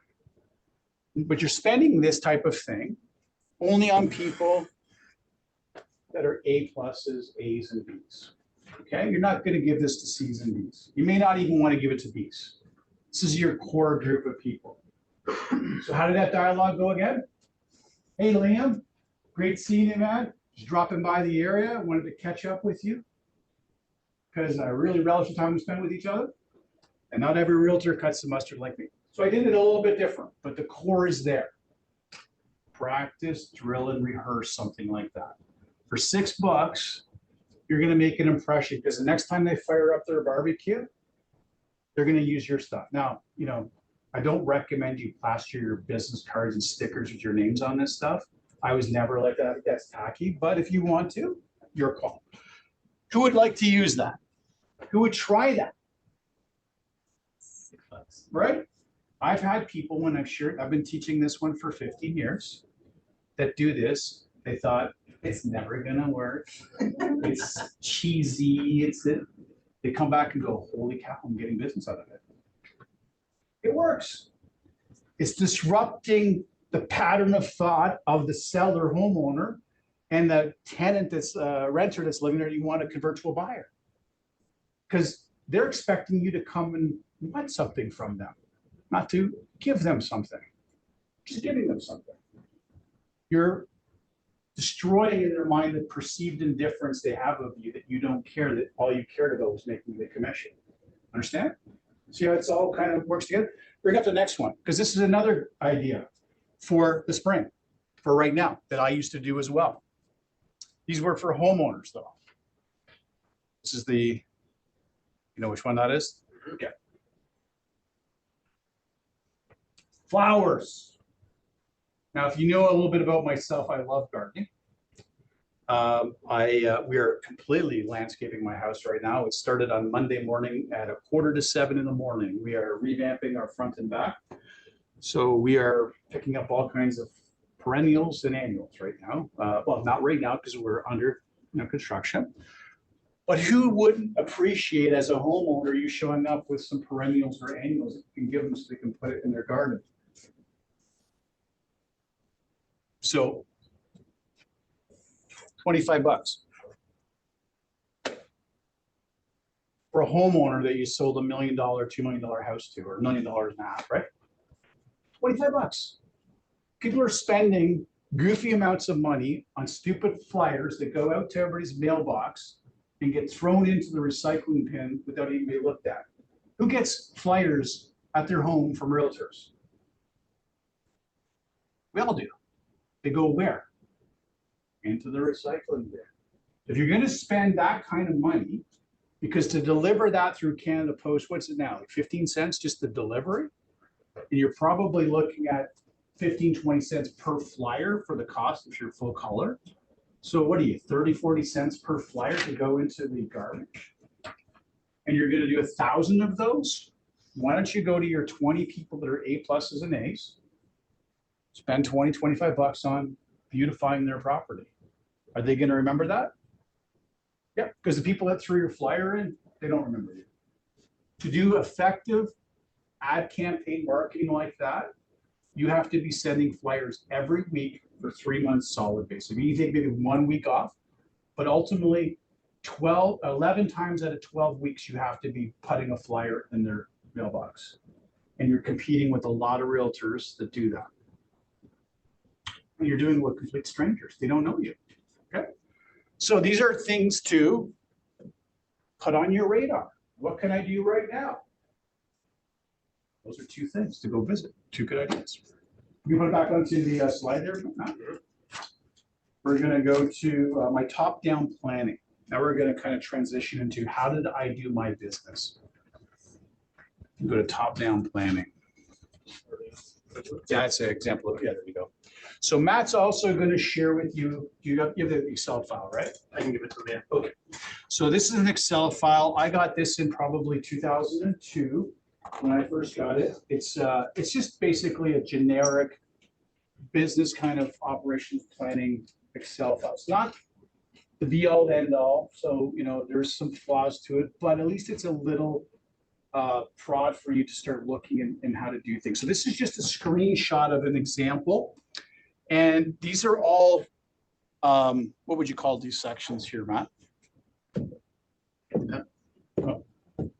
Like quadrants they're called or something, or? Cells. Cells, okay. I'm not a tech guy. So these cells, you can put in whatever you want. So if you want to put 200,000 in, you can put 200,000. You want $500,000 in, you put that in. And it'll calculate based upon the ends and your average value end. So if you're selling $1 million homes on average, that number there would be 25,000. Follow me? And then you're going to break down the source of business where you want to get it and the percentages. So the transactions you want to do, it'll break it into the percentage. I just did it very simple with this. It's 10 deals at 10,000 per end. You can imagine how long ago this goes. This is where the average sale price was $400,000, right? Okay. But this is a pretty cool breakdown where it actually can break down, you know, how many hours you can spend in a day. Again, play around with it. It's a fun kind of tool to use. What you'll find very interesting though is that little section there. 8 hours for seller and 32 for buyers. That's the traditional time it takes to invest with a seller versus a buyer in the sales function. So a buyer, now those numbers can be higher for you initially because you're newer. So maybe it's double those numbers because you're learning the craft of real estate. But when you get really effective and efficient, you're going to get listing to selling the property down in 8 to 12 hours. Okay. Initially, you're probably 20 to 40. Okay. What sticks out in my thumb though, or in my mind, is that 4 times the amount of effort and time with the buyers and a lot more expenses and costs because you're driving, right, all over the place. So in the business of real estate, you want to be able to migrate your business to sellers eventually. So right now you're newer. I get it. You're probably focusing in mostly with buyers, right? Because they're easier to deal with. I'm not having to go measure a house. I have to confirm, does the house have contracts for hot water tanks or the furnace? I don't have to make sure they, you know, there's enough money and equity in the house to pay out a commission. Like all these things that we worry about when we're listing a property. You don't have to worry about that with the buyer. You're out there just showing them driving through neighborhoods, having a good old time, right? But I want you to be able to focus on migrating your business to the seller end. There's a very famous saying in real estate when I started and today too. Write this down. List to, anybody know what it's going to be? Go ahead. List to last. That means if you want to last in this real estate business that you've chosen as your career, that you wake up unemployed every day, meaning you got to go find buyers through leads, closing on appointments and closing on contracts, you got to get to the list to last in this business. Because if all you're going to do is the buyers, it's going to be a very frustrating career for you. You got to go to the list to last. And what does the listing really look like? If you are, okay, my favorite store to go to, shop at. What's my favorite store? Oh no, that's my wife's. Canadian Tire. I love Canadian Tire. So I love Canadian Tire flyers, actually. That's my real fun stuff. That's like the kid getting the Christmas catalog, you know, oh my God. So the inventory that Canadian Tire has is what interests me. You know, the snow blowers, the riding lawnmowers, the tree cutting things, that whatever. It's the inventory. And it's the inventory that draws me into their store, right? To buy something. Our inventory as realtors is listings, not the buyers. There's no MLS platform really for buyers, is there? Like a seller can't go on and try and find a qualified buyer through a buyer MLS system, can they? It'd be kind of cool, right? If we had one of those for sellers. We don't have that. We have listings that you can search. We have this great platform called realtor.ca in Canada. Every listing that's done in an MLS system gets uploaded within 24 hours into that platform. This is your inventory. People are going to come back to you because of your inventory. They're going to search your website, your media, your Instagram, your Facebook because of your inventory. Make sense? Next one, Matt, is the next slide would be the proactive plan one, right? That one. Oh, there you go. So I learned early in my career, and this is something I personally created. This is not from any training program I took. I learned on early that I needed to be able to focus on tasks. And because I was an athlete, I liked the reward system. So, you know, you go out and play a good game, you get a goal, you get a reward. Like, hey, I scored a goal, I won the game for the team. For me, I always found in real estate, I'd go out, do all this work in a week. Is it in their workbook there, Matt? I see some people kind of like, I assume so. Yes. Some people are kind of looking like, where is that? So that is, no, it's not in their book there, Matt. Oh, there it is there, yeah. It's this page here, right? Okay. So for me, it was this reward system, rewarding myself at the end of the week to know that I worked my butt off. But I may not have been successful that week. So I did 10 appointments this week, but I couldn't close on a contract for any of them. Nobody who signed up a listing with me or worked with me as a buyer. But by tracking this every week, doing these consistent activities every week, they compound themselves over time. So yes, this week, maybe I didn't do anything that was generating revenue for me, but the activities were planting seeds. The next week, I'm doing the same work. Maybe nothing materialized either. This is a look back. This is for you to give yourself feedback that I'm doing the work. Yes, it hasn't come to fruition, but I'm doing the work. Week 3, because I didn't do anything in week 2, I'm doing the work, I'm doing the work. And never give up on doing the work, because that's your reward, is doing the work. Ultimately, and I guarantee this to anybody, if you're legitimately doing the work, the deals will come. Because here's what I share this with every class I teach. I'm always getting people walking in asking me why they haven't done anything. Like, what, Mike, give me the diagnosis. What's going on? Damn buyers, damn sellers won't do, blah, blah, blah, blah, right? And the first question I'll ask is what? Tell me what you did today. Tell me what you did yesterday. Tell me what you did last week. Because if I'm the doctor, the real estate doctor, and I'm doing a diagnosis of you, I can wholeheartedly tell you that I can predict with 100 degrees of certainty, without a shadow of a doubt, why you are in my office today is because of what you did yesterday, last week, the week before, or what you didn't do. So if you were thinking of coming in asking me those questions, come prepared to tell me what you did. And it's fine that after 3 weeks of doing this, or we're with each other for 6 weeks, it's fine if nothing's happened. It will happen. You have to trust the system. For some people, the system's going to kick in right away. God love you. Perfect. Love it. For some, it's going to take some time. It took time for me. I was not the agent that did 10 deals in his first year. But I worked 60, 70, 80 hours a week. I was doing open houses on Saturdays and Sundays. I was putting the time and work in. But I got frustrated in that first year or two, even taking courses and spending money I didn't have on courses to learn. And then I came up with this idea to track my activities. So Matt, you're going to send them this is an Excel file as well. And so these are targets that you want to put in your mind's eye every week. So here's what I would suggest you guys target every week.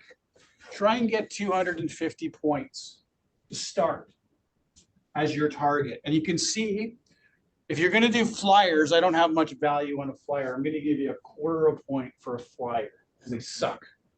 Okay? A cold call, I'm going to give you 1 point. A door knock, I'm going to give you 1 point. But as you evolve up into more productive, successful lead generation activities, you're going to give yourself some more points. And at some points, when you book an appointment, like here's booking a FSBO. Everybody know what a FSBO is? What's a FSBO? For sale by For sale by owner, right? So if you're able to book it for sale by owner, what's the appointment? Give yourself 50 points. It's a victory, right? If you were able to get a listing signed or a buyer agency agreement signed, you're going to get 100 points. All of the dirty work's up here, the stuff that nobody wants to do, but you got to do it. You got to do it to be able to hit home runs on this stuff. So start low, start with a reasonable number, one that's relevant for you and that you can succeed with. So 250 is nothing. I was doing 3,000, 2,500, 3,000 in my system when I was on fire, because most of it was all coming from this stuff down there, but it worked its way to there. Has anybody ever watched the space shuttle take off at Cape Canaveral in Florida? that was a flexible. You know the space shuttle, right? Goes up into the, what do you call it, space? Goes up there too. So if you watch that space shuttle, that's my space shuttle, on the platform, and they do a countdown, right? 10, 9, 8, and then, in that countdown, you start to see all this energy, right? That's the thrusters getting warmed up. And then this thing at 0, you see this thing just kind of do this. Well, how much fire energy is coming out of that thing? A lot, but it's barely even moving.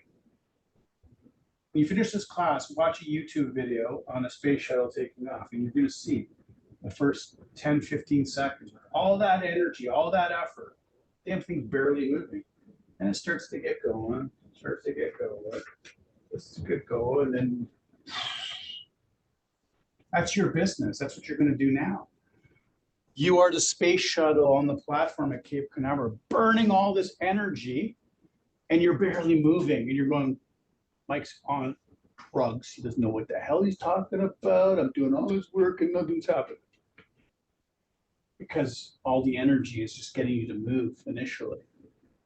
But once you break through, when you break through into to space, what happens there, Matt? Matt's a Star Trek guy. I'm a Star Wars guy. He's a Star Trek guy. What happens when you get to space? Yes. Weightlessness. All that energy, though, like the space shuttle is going around orbit, it's not using any engines anymore. The bloody thing's going around the planet at like Mach 10 or Mach 20. I don't even know. But it wasn't doing Mach 20 when it was taking off. You guys are taking off. Don't forget that. But if you don't do this stuff, this is your fuel. That's the fuel. If you don't do the fuel, you walk in, 2 months from now and go, Mike, yeah, you were wrong. All that stuff you talked about, don't believe it. And I'll call you on, because I know if you did the work, you will see the results. Some of you may take a little longer, so maybe 3 or 4 or 5 months, that's fine. But if you consistently do the work, all these activities compound on each other. And then there's an explosion. And I've seen too many people that have given up just when they were ready to pop in their business, and to see the success and the payout for all that hard work and energy. So Matt's going to send you this one. I think you're on the business roadmap now, right? business roadmap, yeah. Go down, keep going down. Okay, mindset. I love mindset. My degree is studies in psychology. So I'm gonna say one of the biggest things that hold people back in life is this thing called fear. We're afraid of things. Would you agree with that? Is fear something that's holding you back right now? No, maybe. I'm afraid to call somebody because I don't know what to say. I'm afraid to do a contract because I'm afraid I might make a mistake in negotiations. These fears, right? So they prevent you from going out and doing things. So the acronym for fear, many of you have probably heard this, is called false evidence appearing real. Write down fear, where it says mindset there, write down the word fear. And put these words, false evidence appearing real. That means you're making things up in your mind that are not real, that are causing you anxiety and panic, translating into fear. They're not real. I'm afraid to go door knock because somebody's going to yell at me. I'm afraid to knock a door because I'm going to open it up and they're going to stick their dog on me. I'm afraid to knock on the door because they're going to bring out a shotgun. Yes, if you're in Texas, that might happen, okay? But you're not in Texas. And by the way, none of those things I've ever heard in 30 years of selling real estate in Canada have I ever heard as being something that's happened. Somebody might be short with you if you're knocking doors. Okay, on to the next one, right? You're going to knock 100 doors to find somebody that wants to buy and sell real estate with you. This is the way it is. You are in the lead generation business activity like a miner. Has anybody ever heard of Barrick Gold as a mining company? Okay. I love Barrick Gold. I buy and sell it all the time, and it made lots of money over my lifetime with that. Barrick Gold mines primarily what? Gold. So, does gold have value? Is there a value to gold? Yes, no? Why does it have value? People do buy it, but why do they buy it? And why does it cost as much as it does and have the value that it does? What? It holds its value. Sure. It's tangible. It's called a commodity. So that's the tangible part. But here's what it is. It's something that is scarce. Gold is scarce. Would you agree with me? So let's say I'm walking down the street. My God, there's an ounce of gold. Let's pick it up, put it in my pocket. Oh gosh, there's 10 ounces of gold. If I don't have any work to get that, it was easy just picking it off the ground. It's not scarce, therefore it can't have any value. What Barrick has to do is go through tons and tons of what to get an ounce of gold. It's not even going to be like, if they find a raw ounce, it's pretty actually amazing. They're finding it in small little grains. They got to go through rock to find the gold. Tons of rock to find a tiny little piece of an ounce of gold. Diamond miners do the same thing. You do the same thing. You're going to see 100 people that are rock to get the one person that's gold. Understand that. You're going to get better, so maybe it's 50 people you got to meet to get the 1 ounce of gold. Maybe then it's 25. Then maybe it's 0 because you built a referral database and you don't have to worry about all the rock anymore because you've already harvested all the gold. And you can take that raw gold to make it into beautiful jewelry. See where I'm going with that? Treat your business. What's that? Same happens with the pearls, right? And a pearl. 100%. It has value because it's scarce. You as a realtor who know what they're doing, who love your client and they love you, who trust you and know you, are going to give you all the wealth you ever need to have. But you got to go through a lot of rock initially to build that up. And that's the challenge. That's the space shuttle, burning all that energy.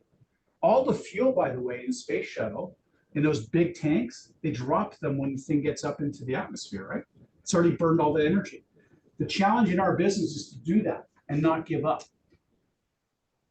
because we go and burn all the energy, we don't get these immediate results. And here's the other maddening thing. When you do sell the house for the seller or the buyer, you don't even get paid right away. You gotta wait 90 days. So the reward part, it's delayed. And by the time we get it, we're so far removed from all the activities that we were doing to earn it, and we forget about all the activities and hard work that we did to earn it. There's a disconnect. That's why you've got to build this business. It's not a roller coaster business. You got to build a business like this. And I'm showing you it's going up. You don't want a flat business, right? That's going to go out of business. You want a trajectory that's going up, right? If you have a flat business, it's not terminal, but it's on life support. Okay? Terminal is it's going in the ditch, you're not getting out, it's dead. Right? You want a healthy business, and a healthy business is always growing. Make sense?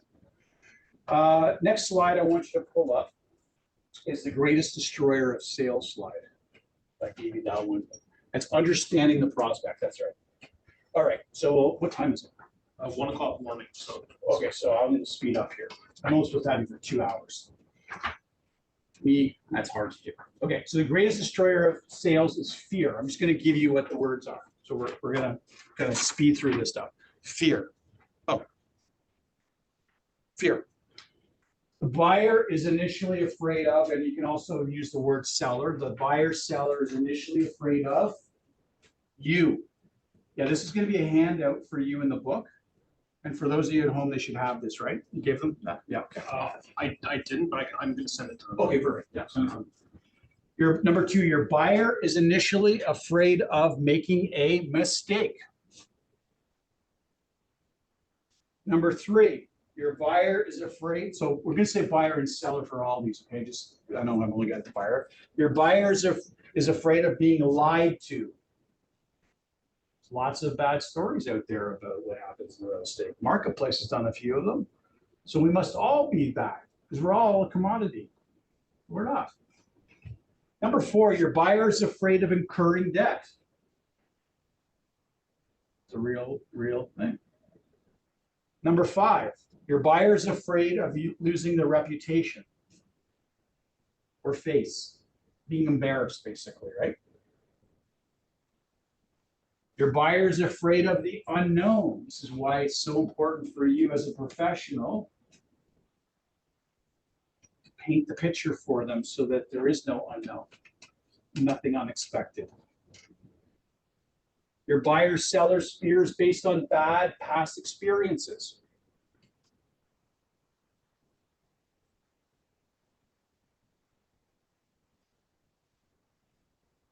Your buyer's fear is based on prejudices or stereotypes. Oh, wait, okay. It's like, oh, every realtor is bad. You can watch, we record this. You can, yeah, you got it. Number 9, your buyer's fear is based on on third-party information. What I said earlier, who's going to be the voice and source of information today with all of the market data that came out today with Trev? Are you, or are you going to let somebody else report on that? And number 10 is your buyer's fears based on nasty words. And we're going to cover some nasty words near the end of this, that we're going to change these nasty words into good words for you to use in your career, okay? These are better words than the ones that, yes? I think I missed a couple. What was?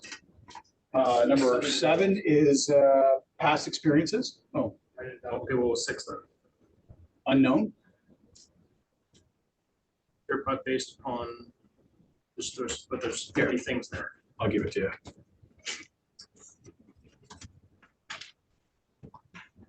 Maybe I skipped, I don't know. Okay. Number 2 is financial status in your workbook there, right? So that's basically a snapshot of where you are financially. Are you in an economic freedom situation or a bit of an economic slavery situation, meaning that economics and finances are controlling your life in a negative capacity? So every day you're burdened down by the slavery of I've got too much going on financially, I can't afford it. Because those types of things are hard to deal with. And so you have to identify, is that where you are? Or are you more in a freedom, or are you in a hybrid situation? Because if you're in the economic freedom mode, you generally have peace in your life. If you're in the slavery mode of economics, you're in a panic mode constantly. We don't want you in the panic mode. Long-term plan. So yeah, go back to the presentation for me.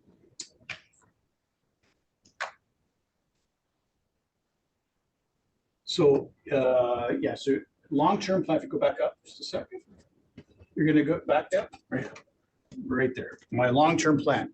So you're gonna have three types of plans for that. You're gonna have your 12-month plan, so 1 year, a 3-year, and a 10-year. You got it. 10. And we're gonna give you the materials to look at that. Number 3, if you go down to the number 3 thing, yeah, goals and results. These are your targets. Set your goal. What do you want to do? That Excel file Matt's going to send you today, where you can put in, you want to make 100 grand, 200 grand. That'll help you with setting goals for that. The next page is the review. This is where you can just drop in what you want to do for your business plan. The number repeat referral, again, that Excel file will help you build that out. Number 4, go to the strategy. This is your plan. I'm going to give you one of my favorite quotes. A man prepared, yes, it's man, because it was from the 1600s or 1500s. A man prepared has the battle half fought. Miguel de Cervantes, the guy that wrote Don Quixote, very famous book. If you don't have a strategy and plan in place, and some of the content in this program is going to help you develop that, no plan in place is going to be failure for you for sure, or you're going to be trying to reinvent the wheel every day.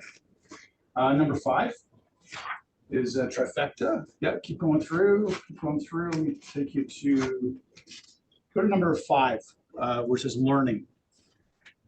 Yeah, I'm going to give you an analogy I learned from a World War II veteran, and I call it my parachute analogy.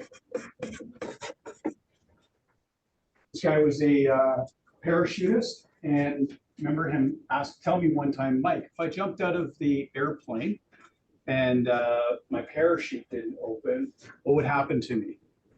I was like, I guess you would die, right? You'd fall to the ground and splat. Exactly. And he said, this is what it's about, learning and your mindset. You need to be like a parachute with your mind. You need to open your mind to new ideas, these non-routine ideas that are going to settle in. Because if you don't, you have a closed mind, you're going to splat on the ground with the parachute. So your mind is like a parachute. It's got to open up to these new ideas. And you'll always remember that analogy, right? Okay, the message, the fear words. If you go to number 6. All right. These are the fear words. So you should have this in your workbook. And if you can pull it up, the fear words PDF, Matt. So these words were from Tom Hopkins. He was a trainer. I took his course in 1996. So if you see these words used by other people, they're not their words. It's from Tom Hopkins, great trainer. Commission. We're going to change that to the word fee. Fee for service. Do you already have these? You remember? Not open, I just remembered. Okay. You've only been doing this with me for years. Number 2, cost or price. We're going to replace that with the word investment. So Matt, the investment today for you to purchase this property is $10,000. Okay. The down payment is your initial investment. So Matt, your initial investment today is $10,000 or $25,000. That's your deposit, right? Number 4 is your monthly investment. So 4 of them were using the word investment. Who doesn't like to invest? People don't like to have a cost or a price, down payment, monthly payment. Those make you want to vomit, right? They make me want to vomit. But investment sounds really good. So we're going to change those words into the word investment. Number 5 is what, Matt? So you said you knew what they were? First an A. Agreement or paperwork.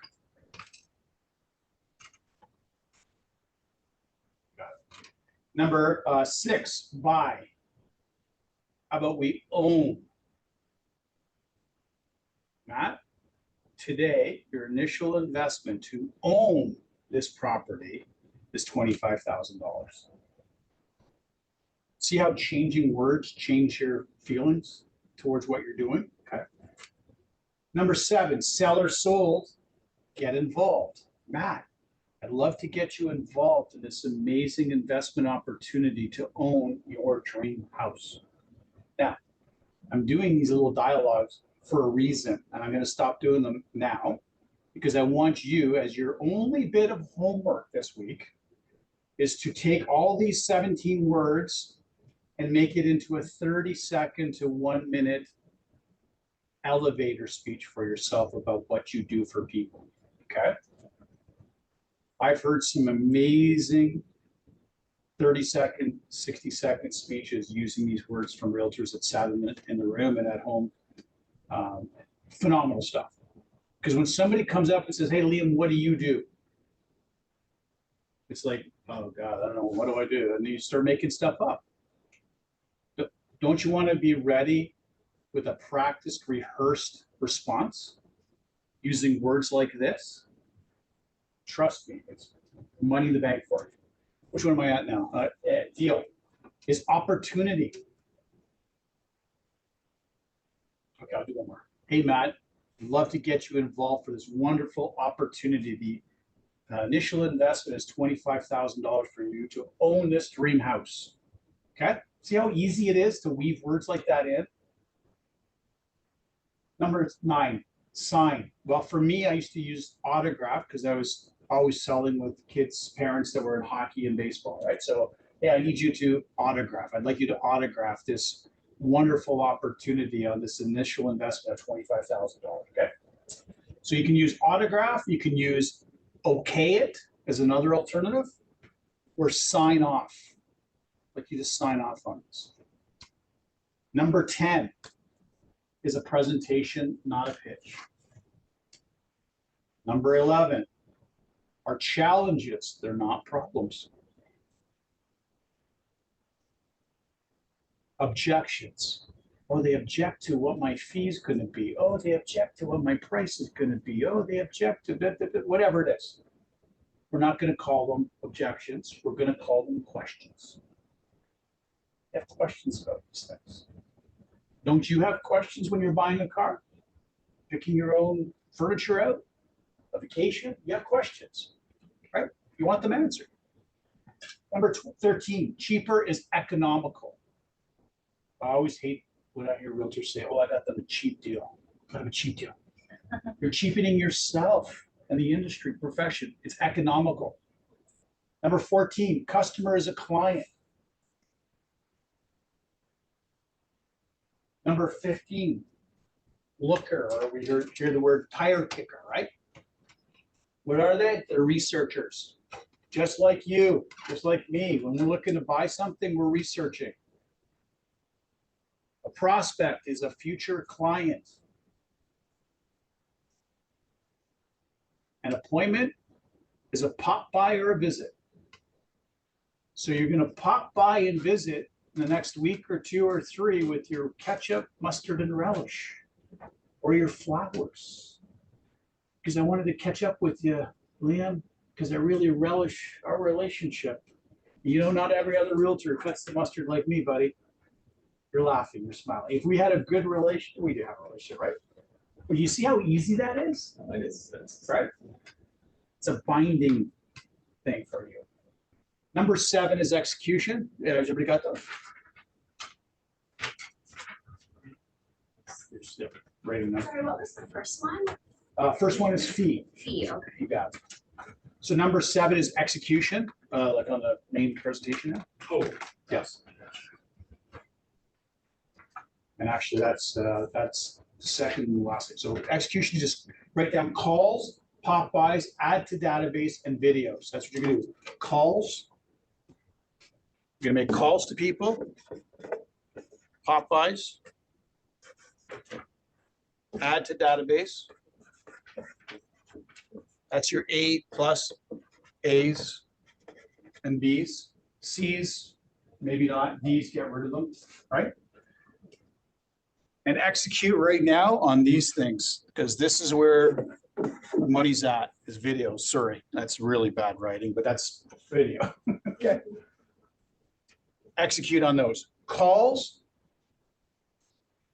I'll call them door knocks as well, if you want a door knock. Calls, door knocks, top buys, adding to your database. You got to be thinking every week, I got to add somebody to the A+, A's and B's. That is part of the tasks that you're doing every week. And then support it all with videos, because it is amazing if you can do that. Okay. The next one, we're going to, there's nothing more actually in the slides, but I am going to read to you two things. The first one, can you just give me a blank page? I've never done this one before, but I've had it forever. It's the first time that I'm actually giving it to anybody.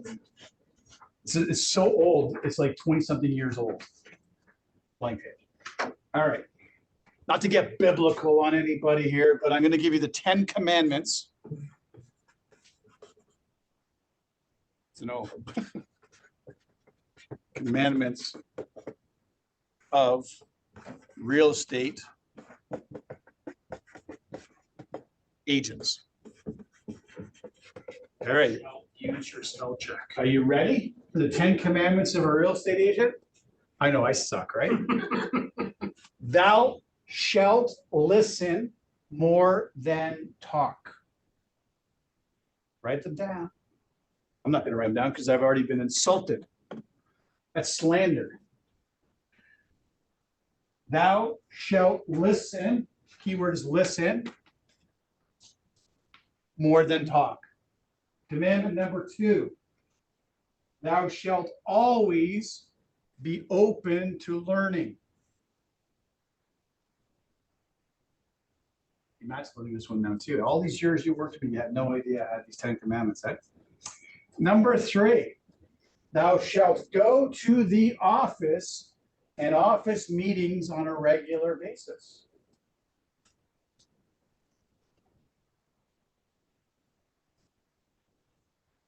Number 4, thou shalt develop relationships in sphere of influence and elsewhere. Sphere of influence, you can consider that to be your database, okay? Your database of relationships. Number 5, thou shalt market yourself at all times. Video, video, video. Number 6, a little slow, this is a tricky one. Thou shalt say no negative, comma, hear no negative, comma, be not in negative company. Thou shalt say no negative, hear no negative, be not negative in company. Okay? The last one's basically avoid what we would call pity parties. Anybody heard of what a pity party is? Nobody knows what a pity party is? That's like, I come in, oh, Liam, it's been such a crappy week for me, man. It sucks. Buyers won't buy, sellers won't sell. I hate this job. I'm trying to drag him down to my level. That's called a pity party. Avoid those at all costs, please. Okay. Where am I? Number 7. Thou shalt first confirm a question or objection before answering. First confirm before the keywords. Thou shalt first confirm a question or objection before answering. So you don't want to be answering an objection that's not the objection or challenge that they've thrown your way, okay? Number 8, thou shalt ask many sincere questions. Part of your learning process, it begins today for some of you, is to develop in your toolbox the questions that you want to learn to be the professional you want to be, okay? Number 9, thou shalt take up a new client only if you want to. Isn't that a different way of thinking about it? You get to choose who you want to work with. Wow. That's a novel idea, isn't it? But when you're in a scarce mindset with no clients and no prospects in the pipeline, you take anybody. Right? We don't want you to do that. Number 10, thou shalt not ignore the needs of yourself and your loved ones. This is what I talked about earlier. Your integrity to yourself. Integrity to yourself. I got one more thing and we're done.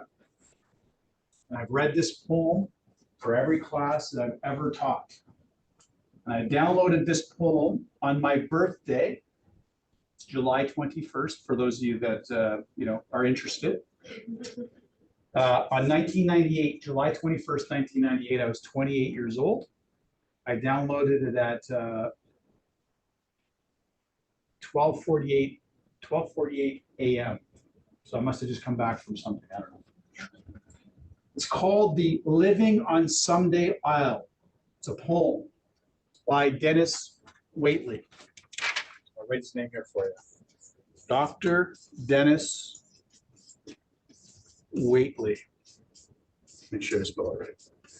I took his program. He's a psychologist. He was the team psychologist for the US Olympic team during the 70s. And he was the psychologist for the NASA astronaut program. Pretty smart guy. I took his program around about that time in the late 90s, okay? It was an amazing program. He doesn't do it anymore. I mean, the guy's in his 80s too, okay?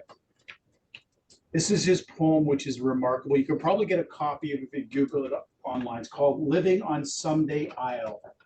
This is the name of the poem. Living on Someday Isle.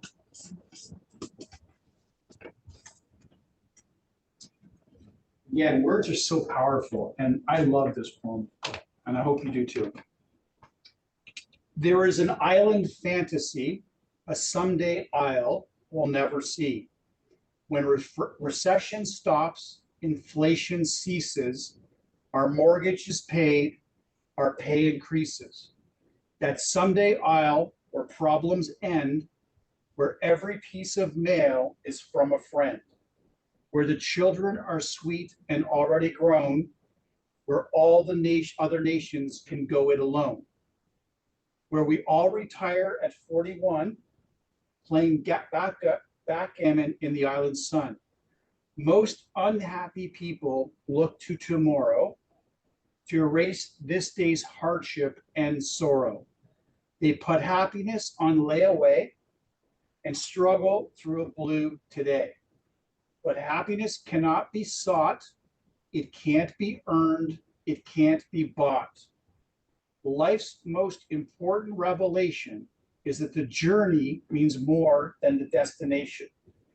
Happiness is where you are right now, pushing a pencil or pushing a plow, going to school or standing in line, watching and waiting or tasting the wine.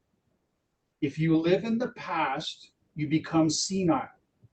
If you live in the future, you're on someday isle. The fear of results is procrastination. The joy of today is a celebration. You can save, you can slave, trudging mile after mile, but you'll never set foot on your someday isle. When you've paid all your dues and put in your time, out of nowhere comes another Mount Everest to climb. From this day forward, make it your vow. Take someday isle and make it your now. Love that one. Everybody lives on someday isle in some part of their life. You have to figure out, identify what part of that life is yours. Maybe it's professional. I'm here to help with that. It's other things, maybe not so much. Okay. Although Every single one of us as human beings are going on a journey ourselves. And there's nobody that's perfect. We're all flawed. We're imperfect human beings, right? What does that mean? Sky's the limit for you. You just got to change what's up here. The 6 inches between these 2 ears is the most important 6 inches in your life. And it's what's going in there. Is it bad stuff going in there? These fantasies, these dreams, these negativity things? Get rid of them. I'm here to help in the business side of things. Yes, I do a little bit of talking about other things too with you.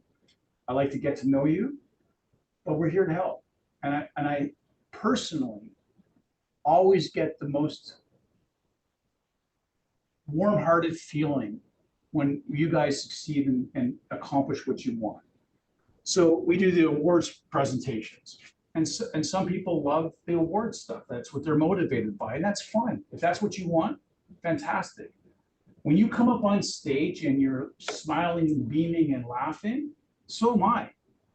And when I shake your hands and I give you a hug, I'm actually as happy or more happier for you than you are. And that's genuine for me.